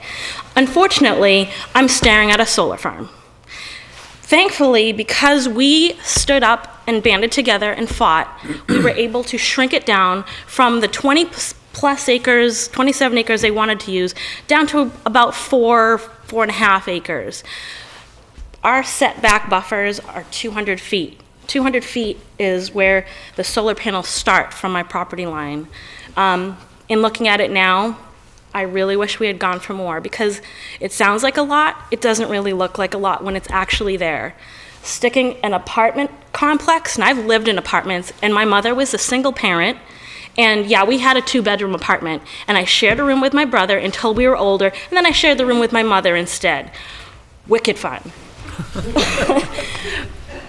No matter what an apartment complex is, it's still apartments. It might, be built with, your stonework and your Bradford pears, which I see in my office park, and that's great for manicured landscaping, but it's not natural. It's very much organized. It's not a natural state. The brush that they're gonna leave is gonna be scrub brush, not the nice trees. I do occasionally walk my dogs down there, and I remember seeing one of those trees, and then I came another You carry the week baggies? Yes, I do. Yeah. Actually, I had to keep a relative's dog for 8 days. And he passed me these little baggies with the black top on it. It's amazing. Go ahead. yes, and I dog walk, so I keep them in the car. But it was quite a difference when that was starting to clear cut. It's kind of an atrocity to see that it was clear cut so long ago, and it looks like crap. All the crap seems to be getting dumped on this end of town, and it's very unfortunate. But getting to my point, sticking an apartment complex in the middle of a neighborhood is like putting lipstick on a pig. It doesn't look pretty no matter what you do to it. So I don't care what the landscaping is, how pretty the buildings are. It's an 8-pitch roof instead of a 5-pitch. That's Been listening. Yes. Yeah. Yeah, and thanks to my husband, I'm very well educated with that stuff, and I'm not really a girly girl. So, yeah. I thought that would go over the heads of everybody. No, not at all. I've been listening to all the arguments back and forth. Yes, you're using a smaller footprint. That's great, but you know what? Yeah, I'm sure from those abutters, you're going to see clear into that. And little arborvitaes or, you know, box hedges or Bradford pears are not going to screen that. Putting a berm with, you know, a smaller tree on there, that's going to take years to grow in. And like I said, I dog walk on the side, so I've been to many neighborhoods and many people's houses. I have a friend in Townsend. I was taking care of his dogs when he went away, and he has an apartment complex right behind him. And I'm like, thank God I don't live here. But I would never have chosen my house that, you know, if that was, you know, a house I was looking at, I would never have bought that. So I really feel for the neighborhood people in this area that if they do try to sell their houses, if they're going to be looking at that, there's a lot of prospective buyers will walk away from that. So I urge you to just err on the side of caution and come to something that's aesthetically pleasing. Like I said, I love my neighborhood. Houses invite people to mingle. Their kids will play together. Apartments, I lived in them for growing up for much of my life, and I barely knew any of my neighbors, and it doesn't invite that kind of camaraderie between neighbors when you have apartments. So I'm just voicing my opinions. My decision would be the smaller housing development and establish a neighborhood and beautify this side of town instead of that. Okay, thank you. Do we have anybody else? I'm not going to be very popular. I think we went through Yes, you guys been 3 here. or 4 times. It's amazing. Sue Bonish, 30 I'm Pleasant glad View you Avenue. are. Excuse me, I got to start all over. I'm talking over you. Okay, Sue Bonish, 30 Pleasant View Avenue, and I haven't decided which I prefer, but I've been listening tonight, and I'm really happy that there are people here getting informed about the project, but I hope that as the months go on, people are still here, because when you talk about the Whalum neighborhood, we are part of it. And if you remember the former project, Pleasant View Ave and Piedmont Ave had a huge impact by the houses. And I know it sounds great, oh, we want this, you know, this neighborhood, and we want to keep Whalum the way it is, but I really hope that you look at both plans closely. Like I said, I haven't decided yet what I like better. I wish there was nothing to deal with at all. But this residential housing development isn't all a pretty picture either. There's a lot of problems with it. And Mr. Lorden has been very good, give and take. I have to admit, the board has been great. And I thought we had come to a place where we weren't really happy with it, but we were living with it better than the original plan. And then we came to this, and it just makes it, I feel like we're starting all over again. And if we are starting all over again, I think it's only fair that people hear both plans completely, not just what's going to be happening saying at the next coming meeting. forward. We should revisit what the The cut 62 it to the 80, what those plans look like. Yeah. Because you're not really getting a full picture if you're just seeing one side of it. It's pretty hard to get it all in one session. I know. I agree with you. But I'm hoping that if that might be the format where we'll talk more about, Okay, thank you. anyway. Any others? I think I'm going to cut off public discussion. Did you get your hand up? Oh, okay. You're just tired of listening to us. Okay. No, be honest about it. No. There you go. Okay, with that, we'll cut off public discussion, bring it back to the board. Gentlemen, what to do? Dick, do you have any last words? Well, I think you're at a point where you need to give the applicant an indication. We talked about a straw vote as to whether or not he should go invest money to do detailed plans on this design, or whether you want to continue the debate that we had, I guess it was a month ago, on the 80, 72, 64 plan. Okay. So we'll leave it up to the chair. We'll open it up to the board to put their thoughts on the table. Do we have any, do we have any more recent figures on what the affordable percentage is in Lunenburg? What I saw recently did not include anything from Tri-Town. I think it was saying that we were at 3.4%. Well, that's, we had, Dick and I went to the planning board Monday, and I spoke to the issue before, that the rolling stock in Lunenburg is about 4,400, I think. It was 4,000. We had to get to that endpoint, and the rental houses that the planning board put up, Tri-Town, is 220. But they got on the books, and it's always troublesome to me that, and we get difference of opinion, I always come here, but I guess Dick is the authority on it, and he will speak to the issue. But we're counted with 66 units, something to do with when the building permit is issued, then it's counted. So, but in this application that we have in front of us, but it's going to go to 200 to 220. One of the benefits of the rentals, as we spoke before, if we gave them buildable houses, there would only be a count of about 16 units as affordable.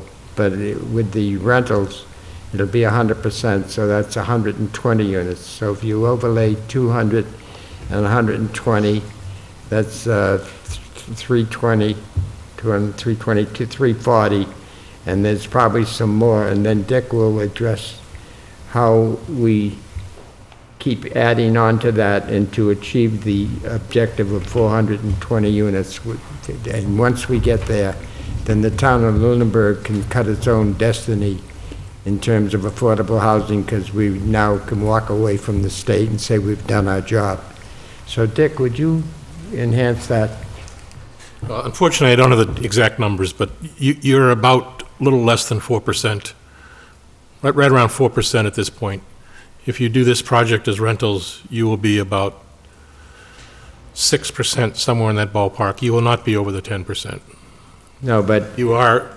Go ahead. There is the provisions for the housing production plan that if you produce 20 units a year of affordable housing, you can be exempt from 40B for 12 months. And you are on a track with what's happening with the other projects that you will be exempt. Okay. For any new applications, not for this application. So that says that if Tri-Town, which is only 66 counted, we've got 220 on the books, if for the next year they drop in 20, then that saves us again, and then if they drop in 20, so if it took them a period of time to project to get them all in, then we could stand out of harm's way for additional 40Bs or 40Rs. Right. So that's one of a large benefit for consideration for the applicant to go forward and to put some hard teeth into what he's proposing in terms of rental properties, assuming that the board and the public and all say that with the product that he's going to put in is going to be of high value and with good longevity. So there, that's my thoughts. Go ahead. Can you answer the question in a long, about way? Anybody else? Where are we? What do you think? Pardon? Where are we? I think we're getting ready. I think we're getting ready to ask for a straw poll to say should we move ahead with the applicant's application for to build 120 rental units on the property. And as the applicant points out, there are, as he views it, there are large benefits in terms of more open space, less intrusion on the neighborhood, that the count of to meet the compliance with the state is boosted up, and is the product, as we saw it, worthy of high-quality constructions as we see it, as we spoke to the issue before, that is it a better product for the town of Lunenburg. Can I just summarize what I would think you're voting on, Mr. Chairman? Pardon? Can I just summarize what I think you're voting on? Please. you're voting, you're doing a straw poll, which is a non-binding vote. If you vote in favor of asking Mr. Lorden to develop detailed plans, he will come back with a set of site plans, landscape plans, utilities plans, calculations for water and sewer, and he will then be able to go talk to the planning board, the police department, the fire department, we'll be able to do a peer review on those plans, and those will come back to you probably 2 months from now, and you will be able to look at the whole project with input from everybody else, and you'll be able to make a judgment at that point in time whether you like the apartment project or whether you like the single-family home project better. Mr. Lorden will be taking a risk that he will be doing these plans without a commitment from you that you're approving his plans, and he will probably invest some significant funds in it, and I think he wants to make sure that he's not wasting those funds. Can I ask a question for clarification? Are we looking at a apartment plan per se, or a 5-apartment plan? So in other words, do I look at this and I say, what if it's say 120 is too much? What if I say I only want 4 buildings versus 5? I want the applicant to speak to that issue now. We're proposing 5, and we'd like to stay with the 5 units. But however, if I'm looking at it, I'm just looking for clarification, if I'm looking at a straw vote to say, we think it's something we want to look at, an apartment proposal, however, in the end, we might not approve 5 buildings, we might not approve 4, we might only approve 3, it's something that we're looking at it, wanting to learn more about the proposal.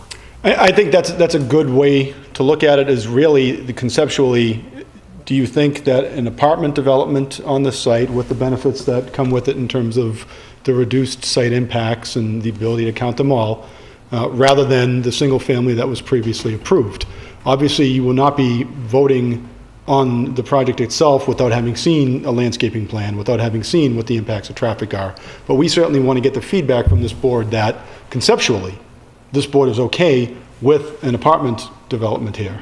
And I just want to make the clarification that, like I say, we're showing 5 apartments on there right now. I want to make sure that I'm not saying 5 apartments, I'm saying and understanding that, complex. we may at some point get, to a disagreement on that issue as to how many buildings are appropriate, but you do certainly need to do your work in terms of what the impacts are. I'm sure if you wanted 6, they'd consider 6. Would you consider 6? Gary wants me to make it very clear that he is holding strongly to the 120, and that's how we see the process moving forward, but we do understand you are going to be doing your review in terms of the impacts as well. Understand that. But we certainly want to get the feedback that you want us to move forward on apartments, and we'll right, so stop thinking about the right, so that's what I'm homeownership trying to, I want to make sure we clarify that both of us have an understanding that this is, the term is only apartments, it's not a number or anything like that, it's the term apartments that we would be looking at. It's not a number, it is, it's a conceptual plan, so you are looking at a conceptual plan, but we also understand, that the details haven't been provided yet. Exactly, so we can't make a determination of whether that's the plan or anything. All we can say is, we want to hear more. Correct, you want to hear more information about this conceptual plan. They want to hear more. Sure. About this conceptual plan and what the impacts are, and that discussion will go wherever it goes. Okay. Ray, you got comments? You making a motion? I thought you were looking for I'm looking for both. Of what our preference is. And I'll start that, because I don't think, in the end, the developer is going to be looking for something that will deliver a profit to him. Now, if you're trying to come up with a number for that, I don't think we're in a position to do that until we see That's correct. additional information. But to answer what I thought was the question is a preference from each of us to give the developer direction. I'm willing to start it off by saying my preference, from having gone through the meetings to discuss the modification request to go to the additional 16 units, I was having real problems with that, whereas I think that the use of this parcel of 41 approximate acres with a much less coverage of that whole parcel makes good sense to me. You know, I can understand the objections to either one of those alternatives, but in my opinion, I think that this most recent idea of using the 5 buildings as apartments for 120 units is more desirable than our previous request for an additional 16 units on the approved 64. Okay. Others? Okay, I'll tell you right now, I'm on the fence. I have no idea which way I would go. I would entertain looking at more information. Again, with Ray, my big issue was when you were trying to get the additional 14 on the southwest side, in Piedmont Street and that area. I had a big issue with that, the way you were trying to crowd into that area. So at least this takes that all away from that area, puts it into a more concentrated area. Again, once we see the plans with the vegetation buffer zones, all of that, I think it does make sense to at least entertain the rental units. But again, I would make no commitment at this point either way, on either plan. Any others?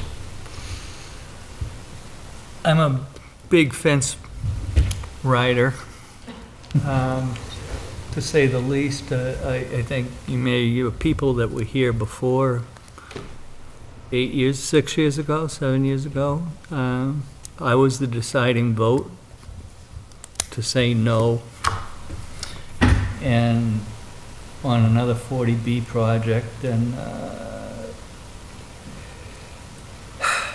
have very mixed emotions on this. I see a lot of positive benefits in going forward with something like the apartment. I look at the number of years that the town of Lunenburg wouldn't have to go through a lot of problems like this. I see a lot of the financial burdens to the town that can be alleviated from both sides. I think it's worth pursuing as best we can what's best for the area, what's best in the long run for the town. And I think we really should find all the facts before we make a final decision. Okay. I think that it's time to fish or cut bait. Yeah, Mr. Is that what we Chairman? call it?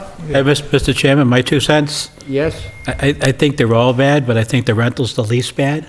The what? The rental is the least bad of all the proposals, I believe, so I would be willing to hear more in regards to the rental. Yeah, well, when I said I'd cut fish or cut bait, I think that we ought to proceed because it meets a lot of criteria. The school loading criteria was one of them. The occupation of land and open space was another. The infringement that would be based on the houses on the neighbors in the Piedmont area and so forth comes off the table. There are water issues that have been resolved, wetland issues that have been resolved, I think. There are some benefits to be given to the town as described by the applicant. Strong, and then by personal observation in terms of the product is that I saw, and I would invite any of the neighbors to see what the product would look like in their neighborhood, was attractive, solid, with good attention to the environment as I saw it. So I say fish and cut bait, and let's proceed, and I'm probably stronger than any of the other members in terms of where I want to go, in my mind. And the chair doesn't normally only entertains the motion, but never makes, except for the last vote. So with that, the chair will accept a motion. Now, I want to go to Mr. Hill there first. How shall we frame this to get where we want to be in terms of a motion? I really don't think it needs to be that formal. I think I don't think it needs to be that formal. Okay. I think. So guide us home. I think you kind of just did it. Right. Did we do it? Yeah. Everybody stated their piece, Mr. Chairman. I think, Mr. Chairman, you heard everybody say they're willing to entertain. I mean, people are still on the fence, but I think you heard people say they're willing to entertain Okay. further iterations of plans. All right. So we're done? Are we done? Is that acceptable to the applicant, Mr. Chairman? Yeah. Mr. Lorden? Sorry. Does that work for you, our comments? To move forward with designing. Right, with the what we said, are apartments. you comfortable with that? Yeah, are you comfortable with what everybody said? If it could just be a little clearer to move, what I'm hearing but not saying is that to move forward with designing the apartment design and move forward with the engineering for the apartment design is what the board would prefer. Right, we want more information, and that's how we're going to get You it. want more information before I do my designs and all my engineerings, or are you making them? So what we're saying to you is that what you've given us is not sufficient for us or the butters or anybody else to make a determination at this time. So that there is information that were brought up, the impact on the schools, that we have data that we need to look at, the impact on the neighborhoods, what you're proposing for vegetation, all those things you're not showing us right now. So if you gave that to us, you'd get a much stronger opinion. However, right now, we're giving you the opinion that we would like to hear more. We would like to hear more. That's what we're giving you. Could I inject one Yeah, more go ahead. thing? Yeah. I think that what I was trying to do is to give an opinion, and we need more information to make a decision. That's correct, yes, sorry. You know, and if I understood correctly, the developer is looking for an opinion of the direction. And speaking for myself, I prefer the rental option, definitely. That's the sort of clarification we're looking for. Now, whether or not I will decide in favor of it depends on what comes Sure, later. I fully understand that, but that's Absolutely. exactly what I'm looking for from the board, is Right. what, Yeah. And maybe I wasn't clear enough earlier. We want the board to give us the sense as whether you want us to move forward and do all the design work on the rental, or whether you say, we don't even want to find out what the impacts of the rental are, we just don't like it at all. So if you're saying, yes, move forward with the rental, but we're not making any commitments because we need to know what all those associated impacts are, that's the feedback we need. Or is That's what we it, said. Yes, we'd like to hear more. Right. okay, Okay. Does that satisfy you? Where are you at? not necessarily from a financial point of view, and I'm not being argumentative, but as Mr. Beal, what Mr. Beal says is kind of what we're looking for. And what you asked a lot of the residents, are you more in favor of working with me on 80 or a number in there, or are you more in favor of working me on apartment units, is all I'm basically looking for tonight. Should we start working together to present a product that way, or should we continue on having discussions on 80 units? I'm dancing around. and the concern is going through all the expense and the time associated with designing these plans for the rental, getting to the end, addressing all of the concerns that were raised with regard to the impacts for this project, only to get a feedback, we really liked the ownership better. So we at least want the commitment that if we can address the concerns with regard to the impact for the school age and the water and the sewer and the landscaping and the traffic, if those concerns can be adequately addressed, we're not going to get feedback at the end. Sorry, you did address it, but we actually do like the ownership better. So I'll give you a definitive. If I have, if I'm looking at 80 versus this, I prefer this over 80. Okay? I too, that's my opinion. And I too, and I'm ready to look at some hardcore engineering design so that we can look at it and then address it and say, no, I don't like that buffer zone. No, I don't like this. No, I don't like that. I understand, and that's what we're looking for. And that's where I'm at. I fully understand that. Again, I'm going to reiterate, to me, it's a difference between an opinion and a decision. Certainly, No absolutely. doubt. You're not making any inalterable commitment, My decision is I don't know. because you don't know what the impacts are. No, we fully understand that. And I think, as far as I'm concerned, you took a straw poll when you were trying to get the 80, and I think you got the feeling from this board that you weren't going to get the 80. You know, I told you I was not in favor of 80, and I think some of the others, so to me, that gives you direction. If you're asking 80 or the rental, I don't think, I would go with a rental. That's what I'm looking for. Thank you. Have you got you warm and fuzzy about what the board said? I think as warm and fuzzy as we're going to be able I to don't get, think we're not getting a hug, but it's good enough. There's no love. Dick, warm and fuzzy enough to proceed have to any design. comment? Did you get a hug after 60? 64? 64? Don't recall that I don't either. remember that either. I'll have to look at the film. Dick, do you summarize what we've So I done? think- Did we do it in proper order? And then let Mr. Hill comment on it. Go So I think we ahead. have consensus from the board to move forward with a plan for the apartments. They'd like more detail. Thank you. And we have an agreement from the applicant to It's not me provide giving- that detail. It's not me giving it to you, it's the No, I board. understand. I understand. I think Thank you. it's important that you reset the time clock, the 6-month time clock. That I hope it doesn't take 6 months, I but hope it doesn't either. And I know Brian has already said he's going to work very diligently. And did we take care of the funding? That No, we're he's going to looking at reach into your 6 pocket a little bit more? I'm sorry? Lisa, we got enough of their money? Yes. For the time being, okay.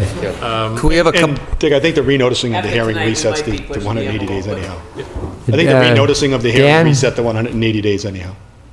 okay, good. Are we- Well, could we have a commitment on that? Because I'm not sure if that's true. Are we resetting the 66 months? Yes, Okay, so the applicant tonight is saying we have 6 months from tonight. which we may or may not use. Do we also have a commitment that the applicant is okay with Ross and Associates to do the peer review? Yes. Okay. Yeah, we needed to touch on that. So I'll make arrangements with Ross to receive the plans whenever Mr. And Melissa's Brian will ready. forward it directly to him as well. Yep. And please make sure you note all material must be in a week ahead of time for us. Yeah, can't come here the night of the meeting and drop it on No us. problem. Okay, so we would like to review those plans a lot sooner than a week. Right. And also, if you could forward a copy of the plans to my office as well, when you file them with, I would appreciate that. I know it's not required, but if you can do that, I appreciate that. Got that, Brian? Yeah. The chair will accept a motion to continue this meeting to May 28th, So moved. 7 o'clock? 2nd, 7 o'clock. So moved. All those in favor? Aye. Aye. We will continue. Start at 5, Mr. Chair. so we get Pardon? home maybe we should start at 5 so we get home at a reasonable time. Yeah, 6, come on. or at least before the bar closes. I gotta drive an hour now. Yeah, I'm sorry, she needs that.